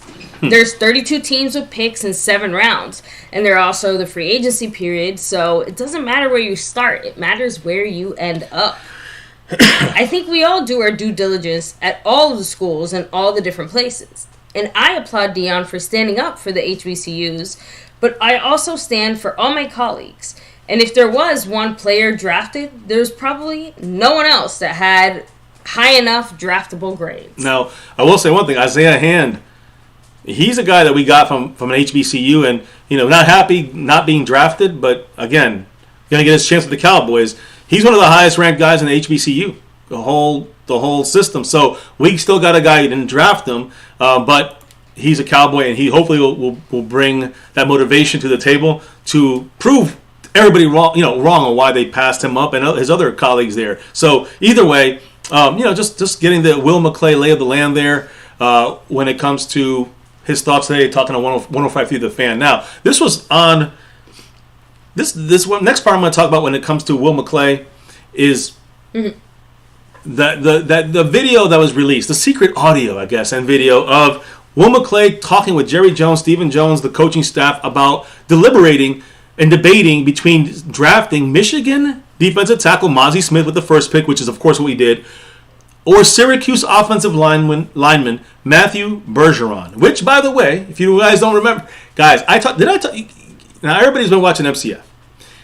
I talked about Mazi Smith in the first round and Bergeron in the second round back about 2 months ago. And Bergeron, no one even knew about him. This guy got picked up so high, like he got picked up in early second round. But the Cowboys were thinking about drafting him at the 26th pick. Now, I'm not saying that's good or bad. I'm just saying that is a fact. It's the nature of the beast when you're drafting at the spot we're drafting at, right? You either, potentially reach for someone a little bit early, or you accept the fact that by the time it comes back to you, they're not going to be there. Well, then that's the thing. So you watched this, you heard Will McClay delivering basically the closing argument that got Mazi Smith on this team.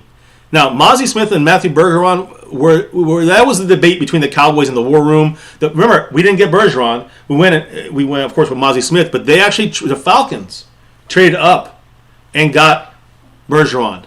Matthew Bergeron a little bit later. So, but the thing is this, guys, it's interesting to hear. Listen to the way McClay's argument for Mazi Smith keeping him here. Basically, Mazi Smith is a need. He fills a need, Mazi Smith. A starter. He gives you something now, and he also gives you something in the future, like the pass rush development. He gives you the starting ability now in the trenches as a nose tackle, and then he gives you the pass rushing development in the future. That's the way Will McClay brought this out. While you're getting Bergeron, you're getting a solid, fantastic, offensive lineman.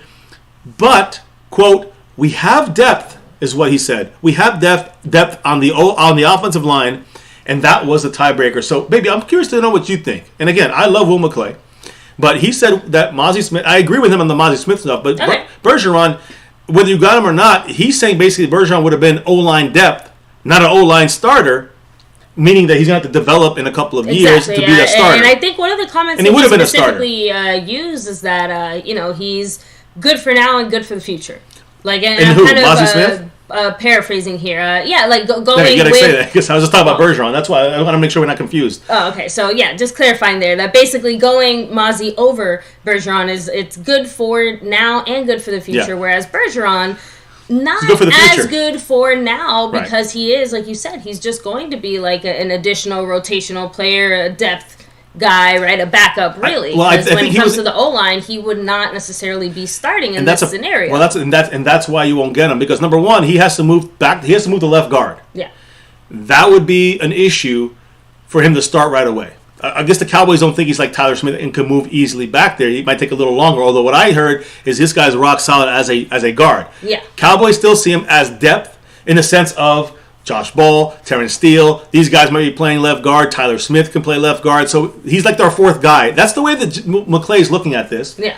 Don't look at it as, okay, there's no backup, there's no real starter there. Think about Tyler Smith. Think about the fact that they're going to cross-train Josh Ball and Terrence Steele. We got Farniok. These guys are not that good there. We don't know how good or bad they can be or not when it comes to cross-training. But we know the Farnioks are not that good. Tyler Smith is good. So my point is that Bergeron would come into the Cowboys team already as like the third guy, believe it or not, because of guys like Tyler Smith, because of the versatility we have from our offensive movement here, we can do so. The Cowboys didn't have to like throw him in there. A first round pick, you got to have him starting day one, and that's what McClay saying he's not a day one starter, and he would be depth for the Cowboys. So, and that's what you said, baby. He said, Will McClay said, "quote I would go with Mozzie because I know that helps us now. We have not had an interior defensive lineman that high on our draft board in quite some time." And that's the change of philosophy. It almost feels like, was it a change? Or it just luck that it happened this way?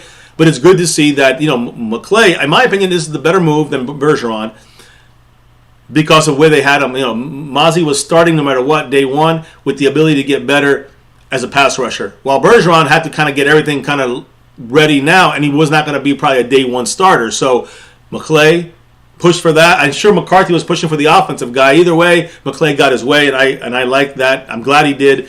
McClay, again, officially, when you look at the list, you get a first-round pick, Mozzie Smith. McClay called him, quote, a starter. So, and I think when you look at this, you might see, Mozzie Smith, maybe as the season goes on, he's going to get more and more snap counts, percentages of snaps. Think of him on first downs, even second downs, with Jonathan Hankins on the field together. Now, again, you might say, well, that's an overkill. Well, that's what the Cowboys, I think, want to do. They want to push that line back into the quarterback. They want to push that line back into the running back, runner pass. They're going to probably try to get both Hankins and Mozzie Smith on the field as co-starters in the interior defensive line. And you say, what happens to Osa? What happens to Gallimore? What happens to who cares? They got to take the backup role. They're rotational. Sometimes they'll spell them. But I think Mozzie's starting with Jonathan Hankins, and then they'll rotate guys in and out of there depending on down and distance and situational football. So this is a starter that helps us and every single defensive player on this team. And again, I talked about how the Sheriff Floyd, our defensive assistant coach, who took over for Leon Lett, how that's changing the mindset of the way the Cowboys are going to be using their interior defensive line. And that scheme adjustment is not about read and react like a Michigan for Mozzie Smith. It's not like it was last year where you're just penetrating and attacking. It's going to be just shoving these guys, offensive line, into the faces of the quarterback and the running back to create disruption. And that's what he said. You want to create disrupting keys, knock back the guy, and have the linebackers free and clean. Free as a bird. To have these gaps filled by the linebackers. That was the issue. These guys get linebackers, whoever it was, LV, whoever, were getting blocked by offensive linemen because our interior defensive line would not be able to hold their blocks long enough. So this is what barely even slowed them down. Really, the way we were playing. Mozzie and Hankins, if they're on the same field together, it's going to be almost impossible to run. And honestly, it can cause disruption on second downs. So I think that we may see a lot more of these two guys than we think. Now, you see this list of guys on your screen here. The Cowboys picks. We're talking about how good did the Cowboys really get. Mm-hmm.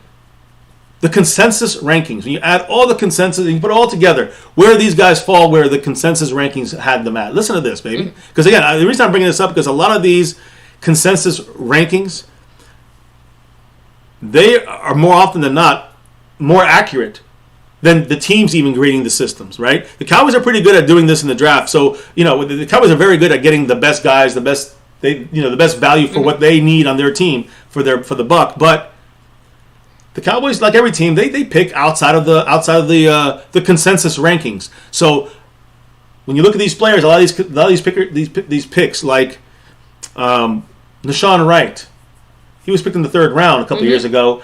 The consensus ranking was like 600th. I'm just saying, like he wasn't even on the rank. So my point is, you can see how sometimes you got to go by the consensus because they're right, even over Will McClay. But, and I say Will McClay and Dan Quinn. Let's look at this year's consensus rankings. Mozzie Smith. We've got him at 26. All right. He was ranked as the 49th player. All right. Luke Schoonmaker ranked. We got him at 58. He was ranked as number 100.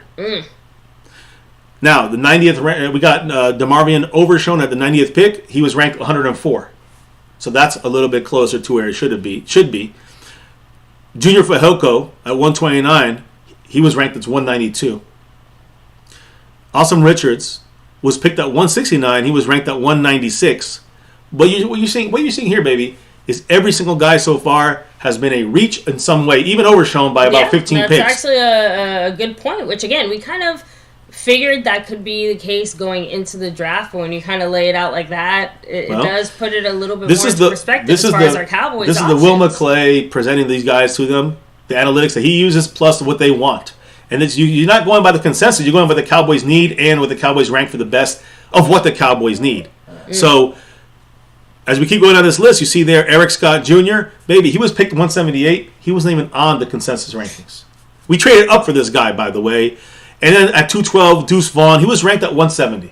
We got him at 212. Guess what? The only steal of the draft. Really, the only steal we got in this draft. So, again, by the way, Jalen Brooks, if you're wondering, also not on the consensus rankings. So, when you look at this, going from the first pick there, Mazi Smith,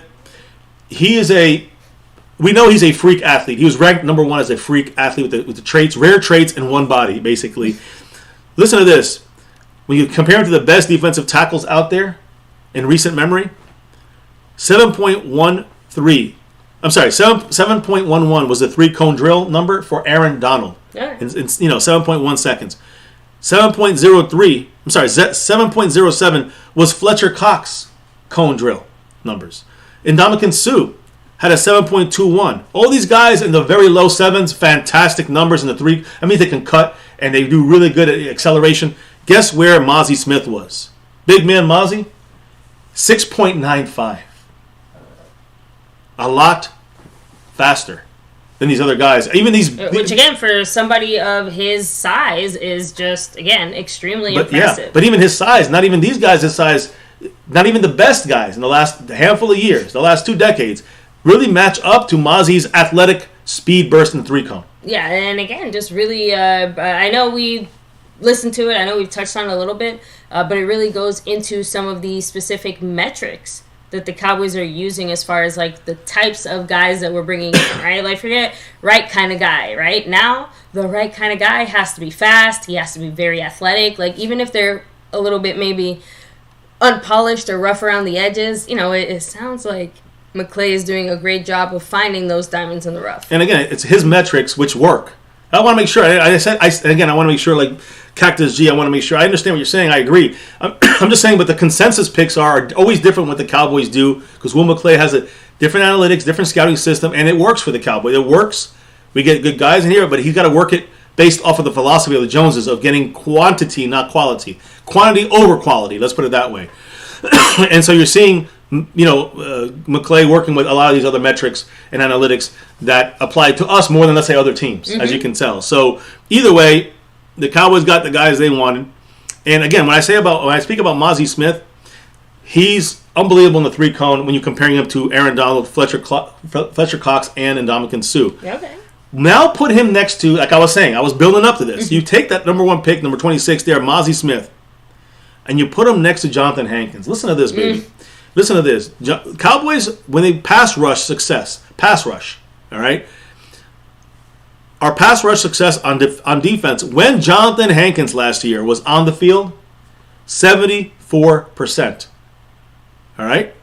So, I mean, the best in the NFL, the best run defense in the NFL was at 73%. So when we had Jonathan Hankins, and I say pass rush, but it's the rushing stop, the running stop. When the Cowboys had Jonathan Hankins on the field, when teams would run the ball on us, we had Jonathan Hankins anchoring this defense, improved this Cowboy defense to stopping the run at a 74% success rate. I mean, that, again, saying that 75%, that's pretty good. 74. No, sorry, 74. I said 75. The best run defense in the NFL last year, 73%. Now, my point here is, yes, we were not 73% for the whole year. We were 74%. Yeah. But only the games we had Jonathan Hankins playing nose tackle, we were at that level. We played at the best in the run-stop defense in the entire NFL last year when Hankins was in the game. This is a fact. So, if you get a true nose tackle on the field, all right, when you get a true nose tackle like Hankins on the field, we are pretty much one of the best rushing defenses in the NFL. I know this is freaking people out, but it literally makes the huge difference on our team, and that's why we got Mazi Smith. Now you put Mazi and Hankins together, who the fuck is going to run on us? I'm being honest. Who can run on this defense inside? You can see why McClay fought so hard to get Mazi in the building, knowing that now. Exactly, and again, this is a major. I'm going to talk about Hankins important. his importance on the field when you get a true nose tackle. Now we got ourselves a young true nose tackle with a lot of high upside that's going to change the game for not just him and the defense, but every player on this defense. Every player on this defense is going to get better because of Mozzie Smith. So now we got a real nose tackle like Hankins last year. We got both guys now. How are they going to do this? How are they going to run on us? They're not going to be able to. And by the way, baby, in the chat you hear me talking. You see, I mean, in the title, you see me writing up there about the fact that the Cowboys, you know, our fast defense got faster. Yes. Tell me more, Will McClay. Well, I know Will's down there. I should take Will down. I'll just leave it like this. You just see my boom, the name. But this right now, guys, this is like the Cowboy defense got faster, and I'll explain why here. Again, remember Dante Fowler said the Cowboys had the fastest defense he's played for any team in the NFL career. In his career, the average 40 time for our 11 players, all our starters on the board right now, 4.63. 4.63. That's actually really good. In the 40 times. Okay. In the 40. Okay. That's fantastic. 4.63. We're talking about offensive. We're talking about defensive line, linebackers, and safeties and corners. I'm just saying, like, that's the big guys, all the fast guys. Our complete defense. So 40 time. When you average it out, it's 4.63. That's fantastic for a defense. And let's break them down one by one real quick. Micah Parsons 4.39 to the 40. LV 4.65. Damone Clark 4.56. Now I'm just saying you go in there, you keep going to some other guys on his defense. Sam Williams 4.46. Dante Fowler 4.61 in the 40. Jabril Cox still on this team 4.52. DeMarcus Lawrence 4.80. Dorrance Armstrong 4.87, and Osa Odigizua 4.74. This is our entire defensive front seven here, and then throw in there DeMarvion Overshown, who's going to be running into that mix. They're taking over for Jabril Cox, who ran a 40 and a 4.52. Overshown runs it in a 4.56. So he's basically the same speed and acceleration there as Damone Clark. And right there, a hair under, or the same as Jabril Cox. And then go to Mozzie Smith at nose tackle, guys. I know. Listen, you don't hear any nose tackles in this list here. You see Osa is probably the closest to a nose tackle on this list, but Mozzie, because Hankins probably running the 40 in 5 seconds. Mozzie Smith in 4.85 seconds. Insane in the 40. Insane for Mozzie, who a guy, again, that's faster than Dorrance Armstrong. Just saying. Which again, somehow just doesn't. That's our nose tackle. Sense. That's our nose tackle. Our nose tackle can run faster than Dorrance Armstrong, our edge rusher. So again, when you look at it this way, I'm just saying, like Mozzie Smith, I think everyone's going to, as you hear me talking about it more and finding out more things, we're learning these guys, and you have it in the write-up here for Jason Renfro, the sponsor of the week. As we learn more about them, there's going to be some things we don't like, but there's going to be some things we're going to like too, guys, whether you like the pick or not. So, and I preface that by going to the next player. We're almost done here, guys, tonight, so get your last comments and thoughts. But let's go to the second round pick, which is the biggest contentious pick, I think. I think everybody's like, you know what? This is the one I don't like, because there's other tight ends on the board we're probably better. Yeah. Other players on the board are probably better. So it makes it a little bit tricky, especially when you see the Cowboys going for maybe a position of need that most of us wanted the Cowboys to address. Yeah, if you address it, but then they turn around and address it in this way, and most of us were left a little bit, a little adrift, questioning what the heck the Cowboys were planning on doing. And again, we do have a better idea of what their plan is, but I still feel like that doesn't necessarily answer what it is that they feel like Schoonmaker is going to be able to actively give to our team, besides it's like, he's a good player. You know what I mean? Like, besides those kind of general platitudes and stuff like that, like, well, what about it specifically was it? So, well, let me say Schoonmaker. You guys crack me up in the chat. I love you guys. Yeah, I want you to hit the chat in a minute. I mean, if you want to do it now, we have only a couple things to say. So let's. Okay. Well, I was going to say this. Let's take a quick commercial break here. Yes. And I'll show my face here for you guys. There you go. So, but yes, guys, again, now we're thankfully, back fully loaded up into the membership and all that other good stuff. So you've seen him flex it here several times. But yes, you guys can once again drop the super chats right here. But there's also a handful of other ways to support the channel outside of the membership YouTube allowances. Yeah, but I know we got the Cash App, Venmo, and PayPal and all that stuff. But we also have memberships back as well as the Super Chat. Yeah, make sure to go check it out. Look at all the perks and things like that. Yeah, we updated a few little things. Added some perks in there, mixed in some perks. Still got the jersey thing going on. Don't worry, guys. Thank you to Skeptical Fan because of his gifted memberships. Hopefully, we can add some emojis. Yeah, I mean every time we get a couple people on on the membership, it opens up more ability to get new emojis and that kind of stuff, which we'll be building up throughout this membership growth. But yeah, I mean, memberships are going to give you, it's going to give you the perks. We altered some things. Actually, just added. We didn't really alter anything. We just added things to this a little bit clearer so everybody understands what we're doing. And we added a whole new level to this thing in case you want to go that route. Again, the jerseys, the jerseys for the star level still going, and of course for the overall, right? The over everything, I guess you could say, right? The over everything level. Yes. That's the top shelf new level we opened up, and you'll be on the show for a whole show with us, once a month. As long as you're in that level. That still gets you also in the jersey, stuff. Yeah, remember every level includes the perks from the one before. So. Yeah, and if you're in any kind of membership on here in this channel, Navy Blue, Silver Star, or over everything, you're also able to gift memberships if you want, and that's another cool way of kind of getting people into the feel of emojis, the shout outs, and all the other stuff we do here with the jersey stuff and on the shows things, all the things, So again, that's one of the biggest newest things here on My Cowboys Family. But we also got to shout out the sponsor of the week. Yes. A pretty familiar name around these parts. Much love to the man. Jason Renfro, yes.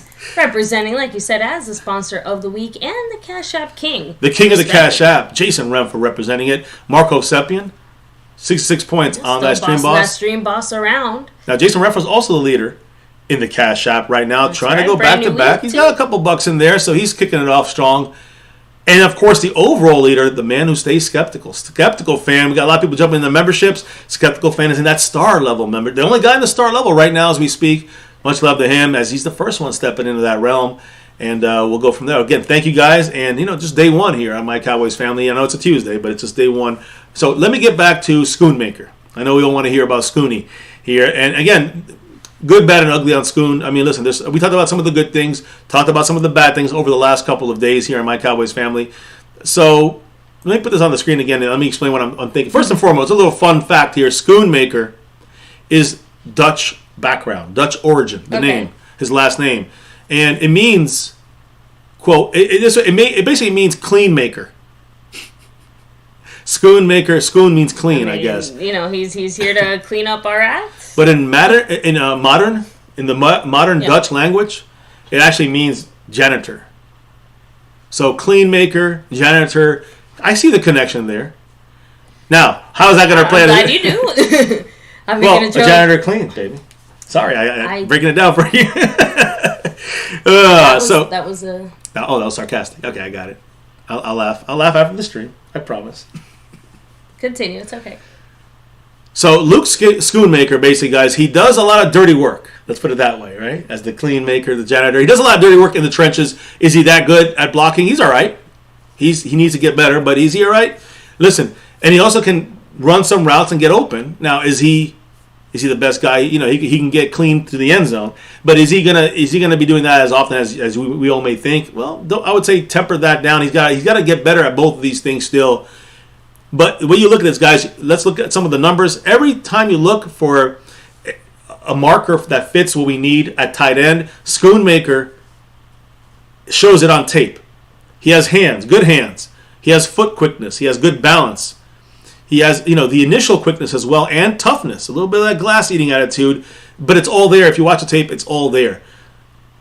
I'm also going to say on this, guys, that some people, I think a lot of people are overvaluing his blocking ability. I got to get a little negative here. I think people are just saying, "Oh, he's going to be great at blocking." Simmer down. I don't think it's going to be that initial. He has some good foundational qualities to build on. I think Ferguson is a better blocker than him. Yeah, now starting off with controversy there a little bit. I'm being real. I think he's a better blocker than Schoonmaker, starting as a rookie in the NFL. So yeah, it sounds like Schoonmaker is like the naturally overall better guy, but as of now, in certain areas, he still needs a little bit more development to kind of take over. And that's kind of when I go to the passing side. A lot of people are downing his pass catching ability, but that's actually better than people are giving him credit for. So it's kind of like flip it, I would say it's usually the other way around. Yeah. So right now, he's blocking.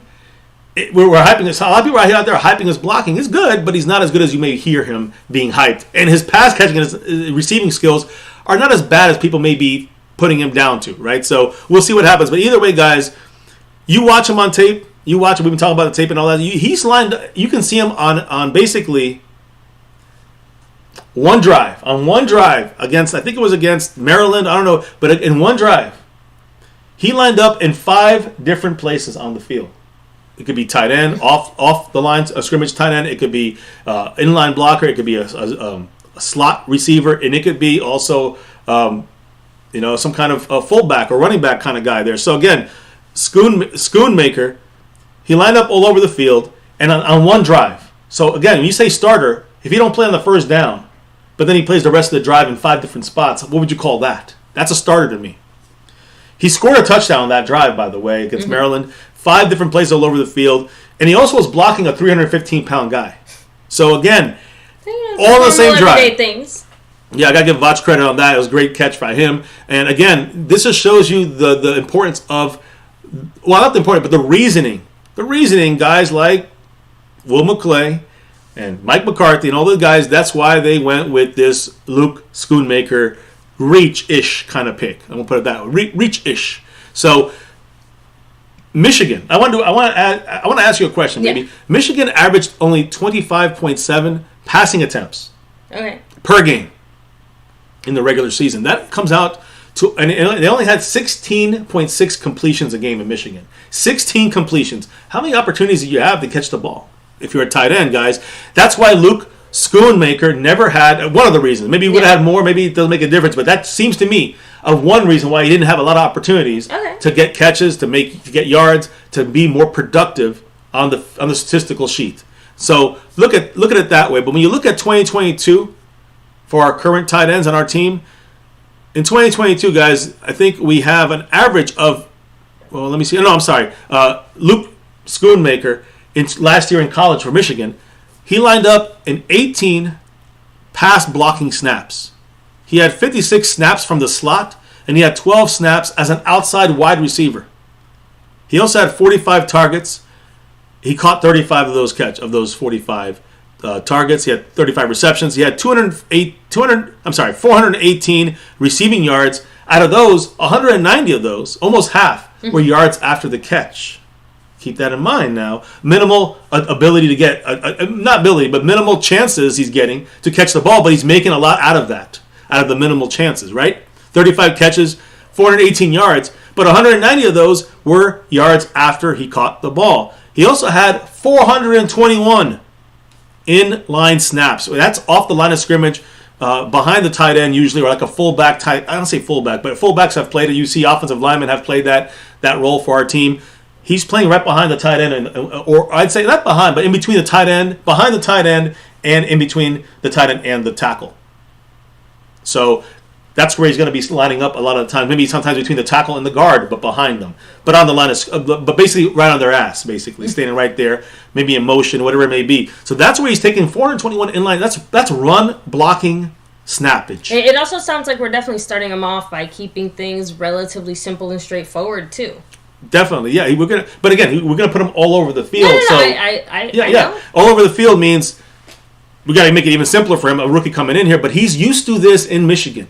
So that's one of the things that we're gonna be able to throw him anywhere we want, as a fullback-ish guy, as a receiver type of guy, as a inside or outside, tight end or inline tight end. Be ready to go in transition between those as necessary. So those 421 inline snaps, 309 of those snaps he lined up during running plays.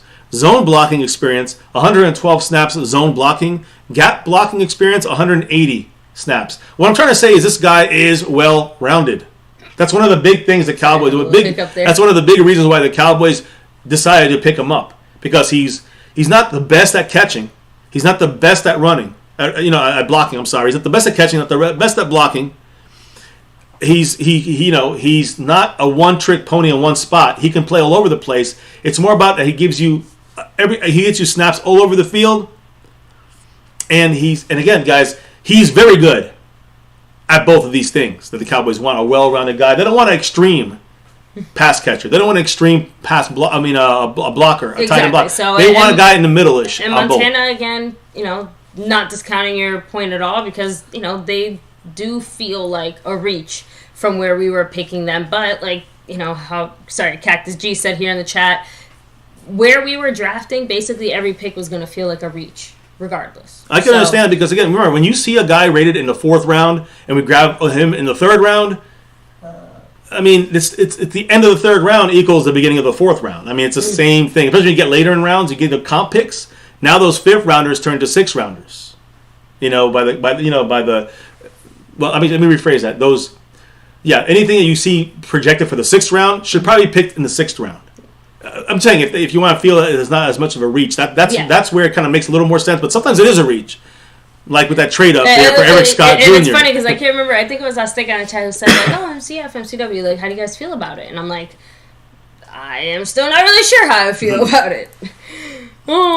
So again, not great as of now. And you guys are saying it here in the chat as well. Once the player reps the star and is officially a Dallas Cowboy, that is it, right? Like, we always want the best for you. But like you said, we're still allowed to have a few doubts here or there. And honestly, when it comes to Eric Scott in particular, I just... That's a reach. There's no way you can slice that one. It feels like the biggest reach of all. I definitely because need to see him do something first. He's not going to do anything this year. But because we traded up for him is the reason why it's a reach. Unless we hit like the 1 out of a million and Quinn can get him molded in there and he starts doing something in the middle of the year, he would practice squad, is my opinion. And Jalen Brooks also practice squad. Both those 2 out of the last 3 picks practice squad. And we'll see. We'll see what everybody else performs here. But just going back to Schoonmaker, who, again, I understand the issues that everybody has. I have my issue with Schoonmaker. But for the Cowboy offense, it better fit. Because if not, McCarthy's gone. And, again, he's a Dalton Schultz-like guy with a little bit bigger upside. But then we should see this immediately. That's all I'm going to say. I'm going to leave it there. And talking about guessing what we're going to do from here on out is silly. We can say he sucks or he's good. It doesn't matter until we see him on the field and see how he fits into this offense and our scheme under Mike McCarthy. Just a little reference, though, baby. Dalton Schultz last year had 40 pass blocking snaps. Okay. 189 snaps from the slot, 61 out wide, 221 from inline snaps, and 334 snaps lined up during running plays. I'm just saying, other than the pass blocking stuff, he's pretty much got a nice, a very good ability here to match what Dalton Schultz is doing. In fact, look at Jake Ferguson. He had 45 pass blocking snaps, 25 snaps from the slot, 11 out wide, 116 inline, and 275 snaps lined up during running plays. You understand what the Cowboys, they were replacing Dalton Schultz with a cheaper but draft capital Dalton Schultz, Luke Schoonmaker, right? Got Dalton Schultz in the 4th round. He hit his plateau, his ceiling. Now he's plateaued. He's going to Houston, and we're gonna get a re-up here on a Dalton Schultz, Luke Schoonmaker to fit the scheme, fit the offense, be there for Dak, but also pass block and run block major for him. That's I think the main reason why we got him to go along with guys like Jake Ferguson, who's more athletic, not athletic by the numbers, but athletic as I would say maybe as a route runner.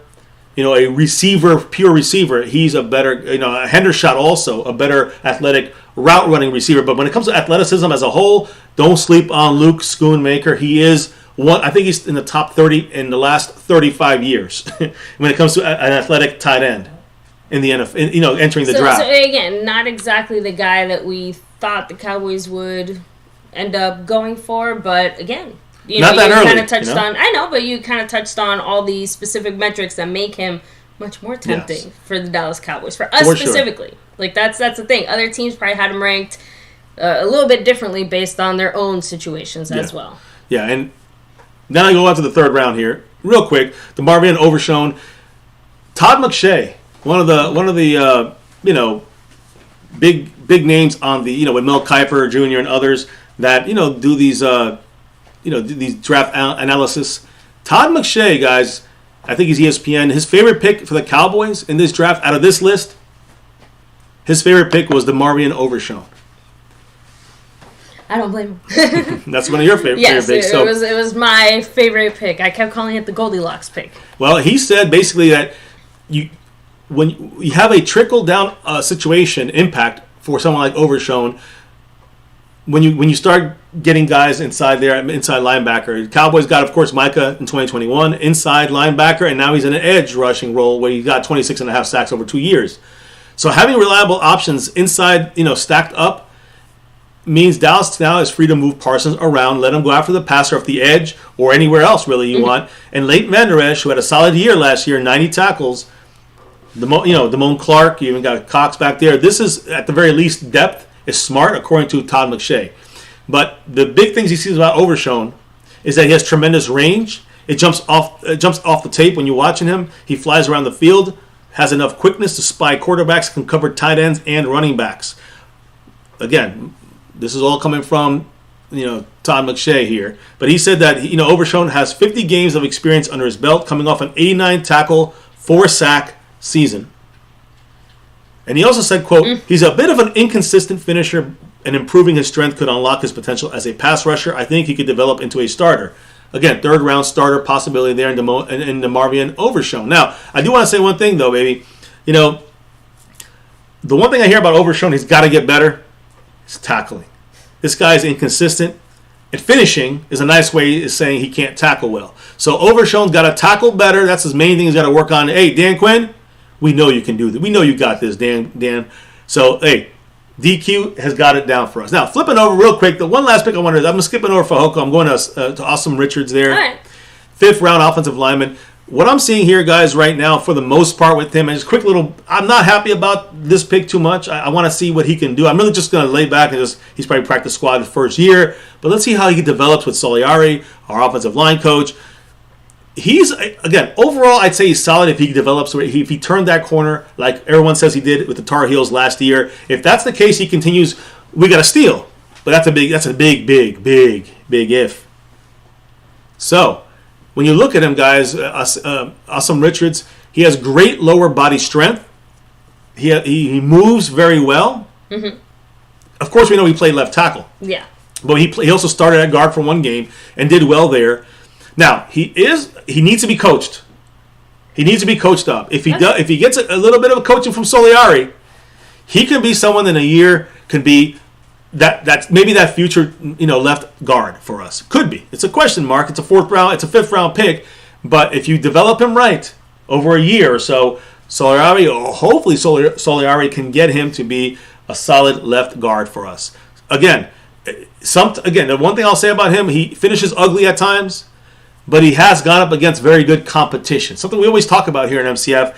Isaiah Foskey, having major trouble with him to try to get and beat him to the pass, beat him to the quarterback, get past him. Very difficult, could not do it against Awesome Richards. So we'll see how this produces, how he produces under development from the offensive line coach, offense, and again, how he does, in the future. I'm not going to say he's not going to be a guy that's going to be out there right now playing the Pro Bowl level, and he's going to be a starter right now. That ain't happening. Awesome Richards, I'm going to say I'm awesome.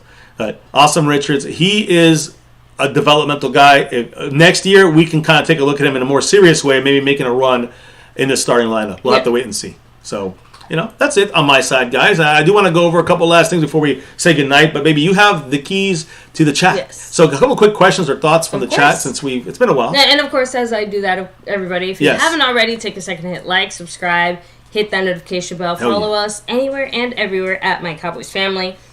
Hop in the Discord as well. Yes. Let me see.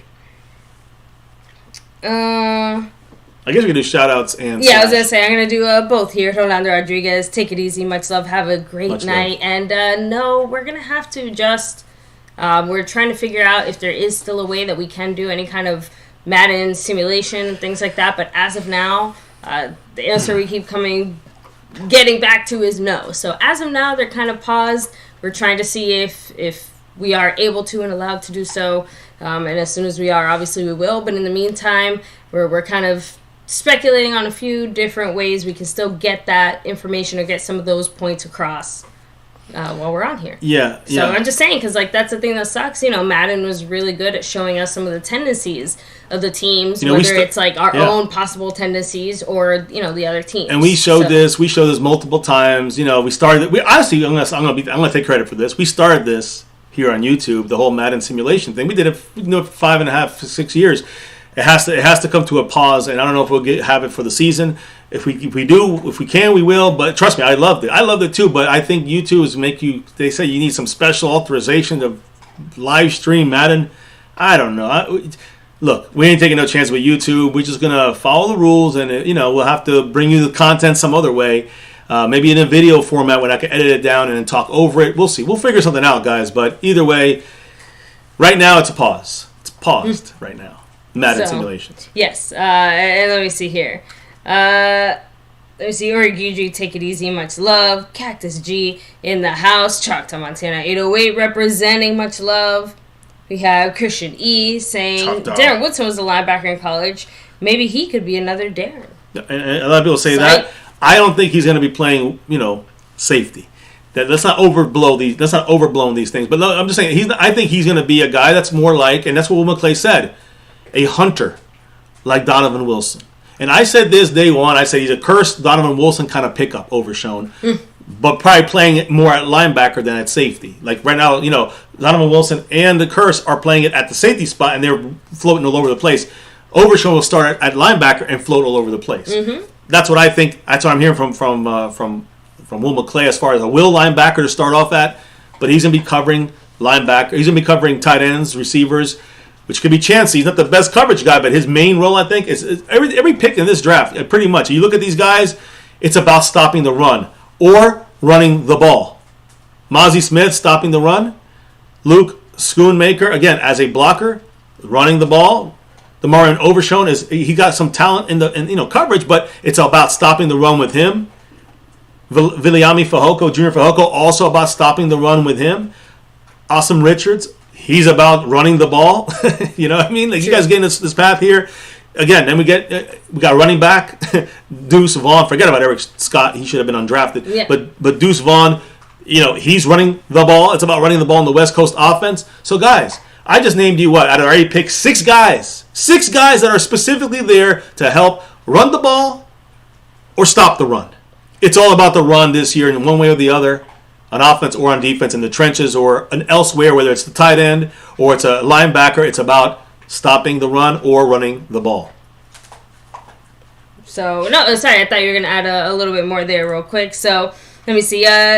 Sheen, hopefully I'm saying this right, Sheen and John Life said, I wish they would have gotten a QB to force Dak to play better. So I've seen a handful of comments kind of like this. Guys, what kind of QB did you think the Cowboys would be able to draft that is going to somehow be able to hang with Dak? Because unless we decided to use our first round pick on a QB, I don't see how that would happen. Us drafting one would have just been like a Dugan situation where we'd be trying to get a backup / depth guy. Other than that, Sheen, I'm sorry to say, but there's no way there's no quarterback the Cowboys going to draft in the 3rd, 4th, 5th, 6th, 7th, 8th, undrafted. I don't care. No one they're drafting that's going to put pressure on Dak. Dak's got his own pressure. He's got to take care of business. He's getting paid $40 million a year, and that's 10th. He's now in the average, paying for a starting quarterback right now. So he's not overpaid. And also, you can talk about. You're shaking the table a little bit. Oh, sorry. Yeah, you don't have to worry about him. It's more about the Cowboys are not going to move from him if they're paying him $40 million. That's the Jones way. So exactly. Everybody has to take that out of their heads. You forget about Dak getting moved on from this year. It's not happening. It's not happening next year. Your dreams are shattered. I'm sorry. You can focus. If you want to focus on anything, the Cowboys are probably going to plan more for next year to maybe go for a higher rated quarterback, not to add pressure, but to move on from Dak and have a guy ready in the wings. That may be an option. I don't know what the Cowboys are going to do, but I do think my guess is that they're going to probably extend Dak Prescott. So buckle in, Cowboy fans that don't like Dak. Dak's going to be here not just for the next 2 years, probably for the next 4 years or more. Just saying. So get yourselves ready. And again, you look at Dak, top 10 quarterback. He's getting paid top 10 money. And I say top 10. I'm not saying elite. I'm saying, all right, maybe 10th. All right, he's getting paid 10th. right now, tied with Daniel Jones. And come on, guys. They talk about getting overkills on the top 10 list of quarterbacks. Dak's one of the best for the money. No question. No diggity. No doubt. Yeah. So, let me see here. So Montana said that dude's 26 and just now getting drafted for a reason. We talk about a Schoonmaker. Hey, some cakes need a little longer to cook in the oven. I do want to make sure I make it clear. A lot of these guys, because of COVID, had to miss a year or not redshirt, but they had an option to stay an extra year. Yeah. So all these guys, Schoonmaker being one of them, these guys, they're all 24, 25. Schoonmaker a little older, 26, a lot older. So we got we got 10 years of this guy, and he's going to be in the fucking pasture right there, eating grass and getting ready to put it down. So I'm just saying, he ain't going to have more than an 8-year career. A strong 6 to 8 year career for someone like Schoonmaker. That's a good point by Choctaw Montana 808. Yeah, so just something to keep in mind, right? Yeah, great point about Schoonmaker specifically. I see Johnny Mingo in the house. What's up? Oh, sorry, the flag football comment cracked me up. So, Giacomo Fisher, nice try. Johnny Mingo, what's up? Much love to you as well. We have Brandon James Shea in the house. Yes, Brandon James Shea. By the way, I saw his $6 drop in PayPal, but it's still pending, so when it goes through, I'll post it for you here. Much love to Brandon James Shea. Also, I see that Choctaw Montana said Hendon Hooker. You could have risked a roll of dice with him in the second round. He's a guy that kind of fell out because of the injury. Mm-hmm. That could have been a pick. Cowboys, that would have been a pick. I agree with Montana. That was a pressure pick on Dak. Cowboys said no. That's it. Simple as that. So everyone can now exhale. If you love Dak and if you hate Dak, go and sit in the corner and get mad, I guess. I don't know. Either way, he's a Cowboy, repping this star, and we love him. Yes. We love our Cowboys, and it's about winning over everything. Remember that. Number one, I don't care about the stats or who looks good. Who gives a damn? I want a 6th championship and beyond. So let me see. Cactus G, much love, saying I played and coached and watched enough to recognize who F's up and when. If you can't see it's mostly Dak, then you're bad. I guess you know better than most of the NFL. There you go. Who said that? Ori Gidru, what's up? Much love. That was Cactus G. Oh, Cactus G, I'm sorry, man. You missed it, man. Most of the NFL disagrees with you. And I trust them over you and your film watching. Sorry. Watch the scheme. Watch the drops by the receivers, the bad routes by the receivers, Dak's bad decisions sometimes. It's a combination of things, but it's not only on Dak. And if you play to Dak's strengths, Dak can get you a Super Bowl or through the defense, but he's much better than Trent Dilfer. It's up to the coaches to get it to work, not Dak Prescott. Dak can do it if you give him the right scheme. Exactly. You still have to actually, give him the tools necessary to make it happen, right? Even Tom Brady didn't go out there and win a Super Bowl all by himself, right?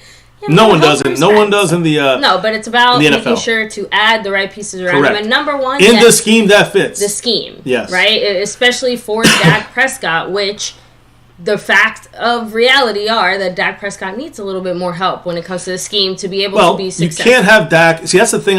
You had 2 years of Dak's 7 years in the league when he played a broken leg on one. Yeah. But 2 of those other years, he broke a leg on one of them. We lost our offensive line. The other 2 years I'm referring to is 2017 and last year. Why do I refer to those two? Because it's almost receiver by committee. And now I know we have CeeDee Lamb is a little better than in 2017, but guys, come on.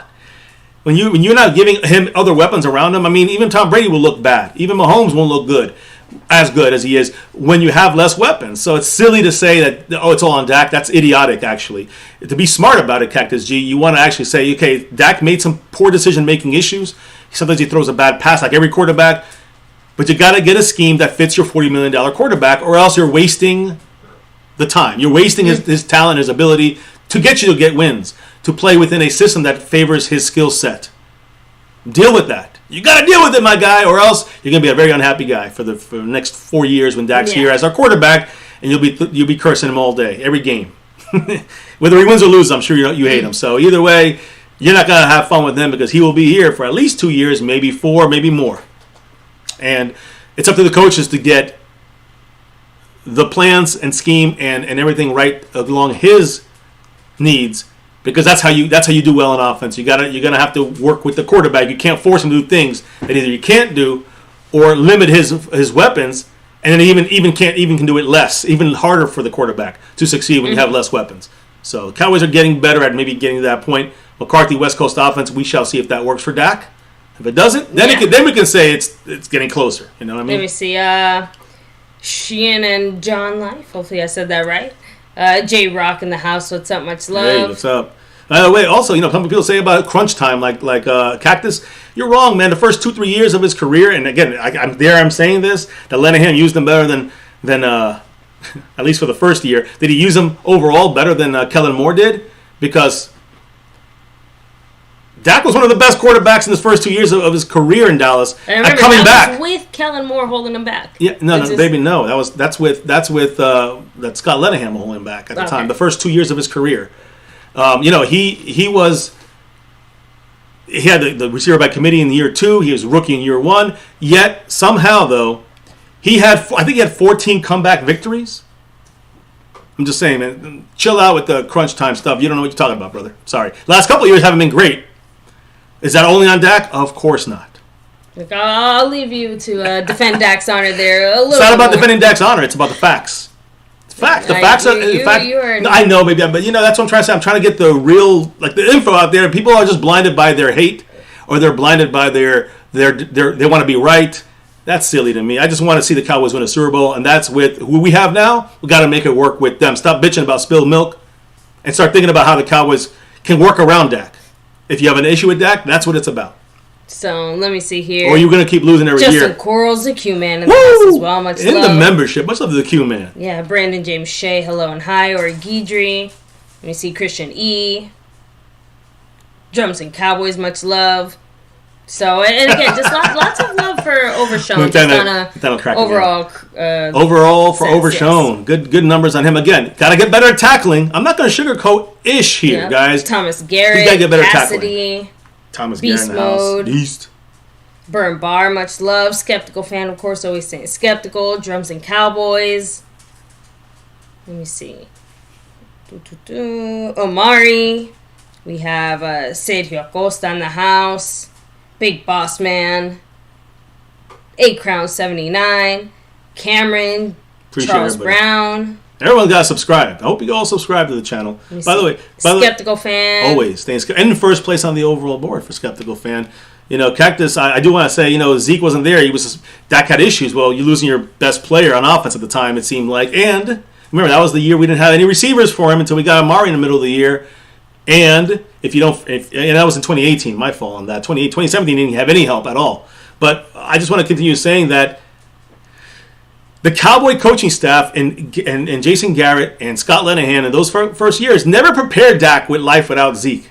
He was not ready yet, and the Cowboys coaching staff did not prepare him properly. I don't think they prepared him in 7 years properly, honestly speaking. We'll see if this year it's different. That's all I'm going to say. Hopefully McCarthy, who's the quarterback whisperer, supposedly, he has this whole history of this. Hopefully he can find the right scheme and skill, and the right scheme to fit Dak's skill level in an offense with the weapons we have now. Not the ones we didn't have last. We didn't have crap last year.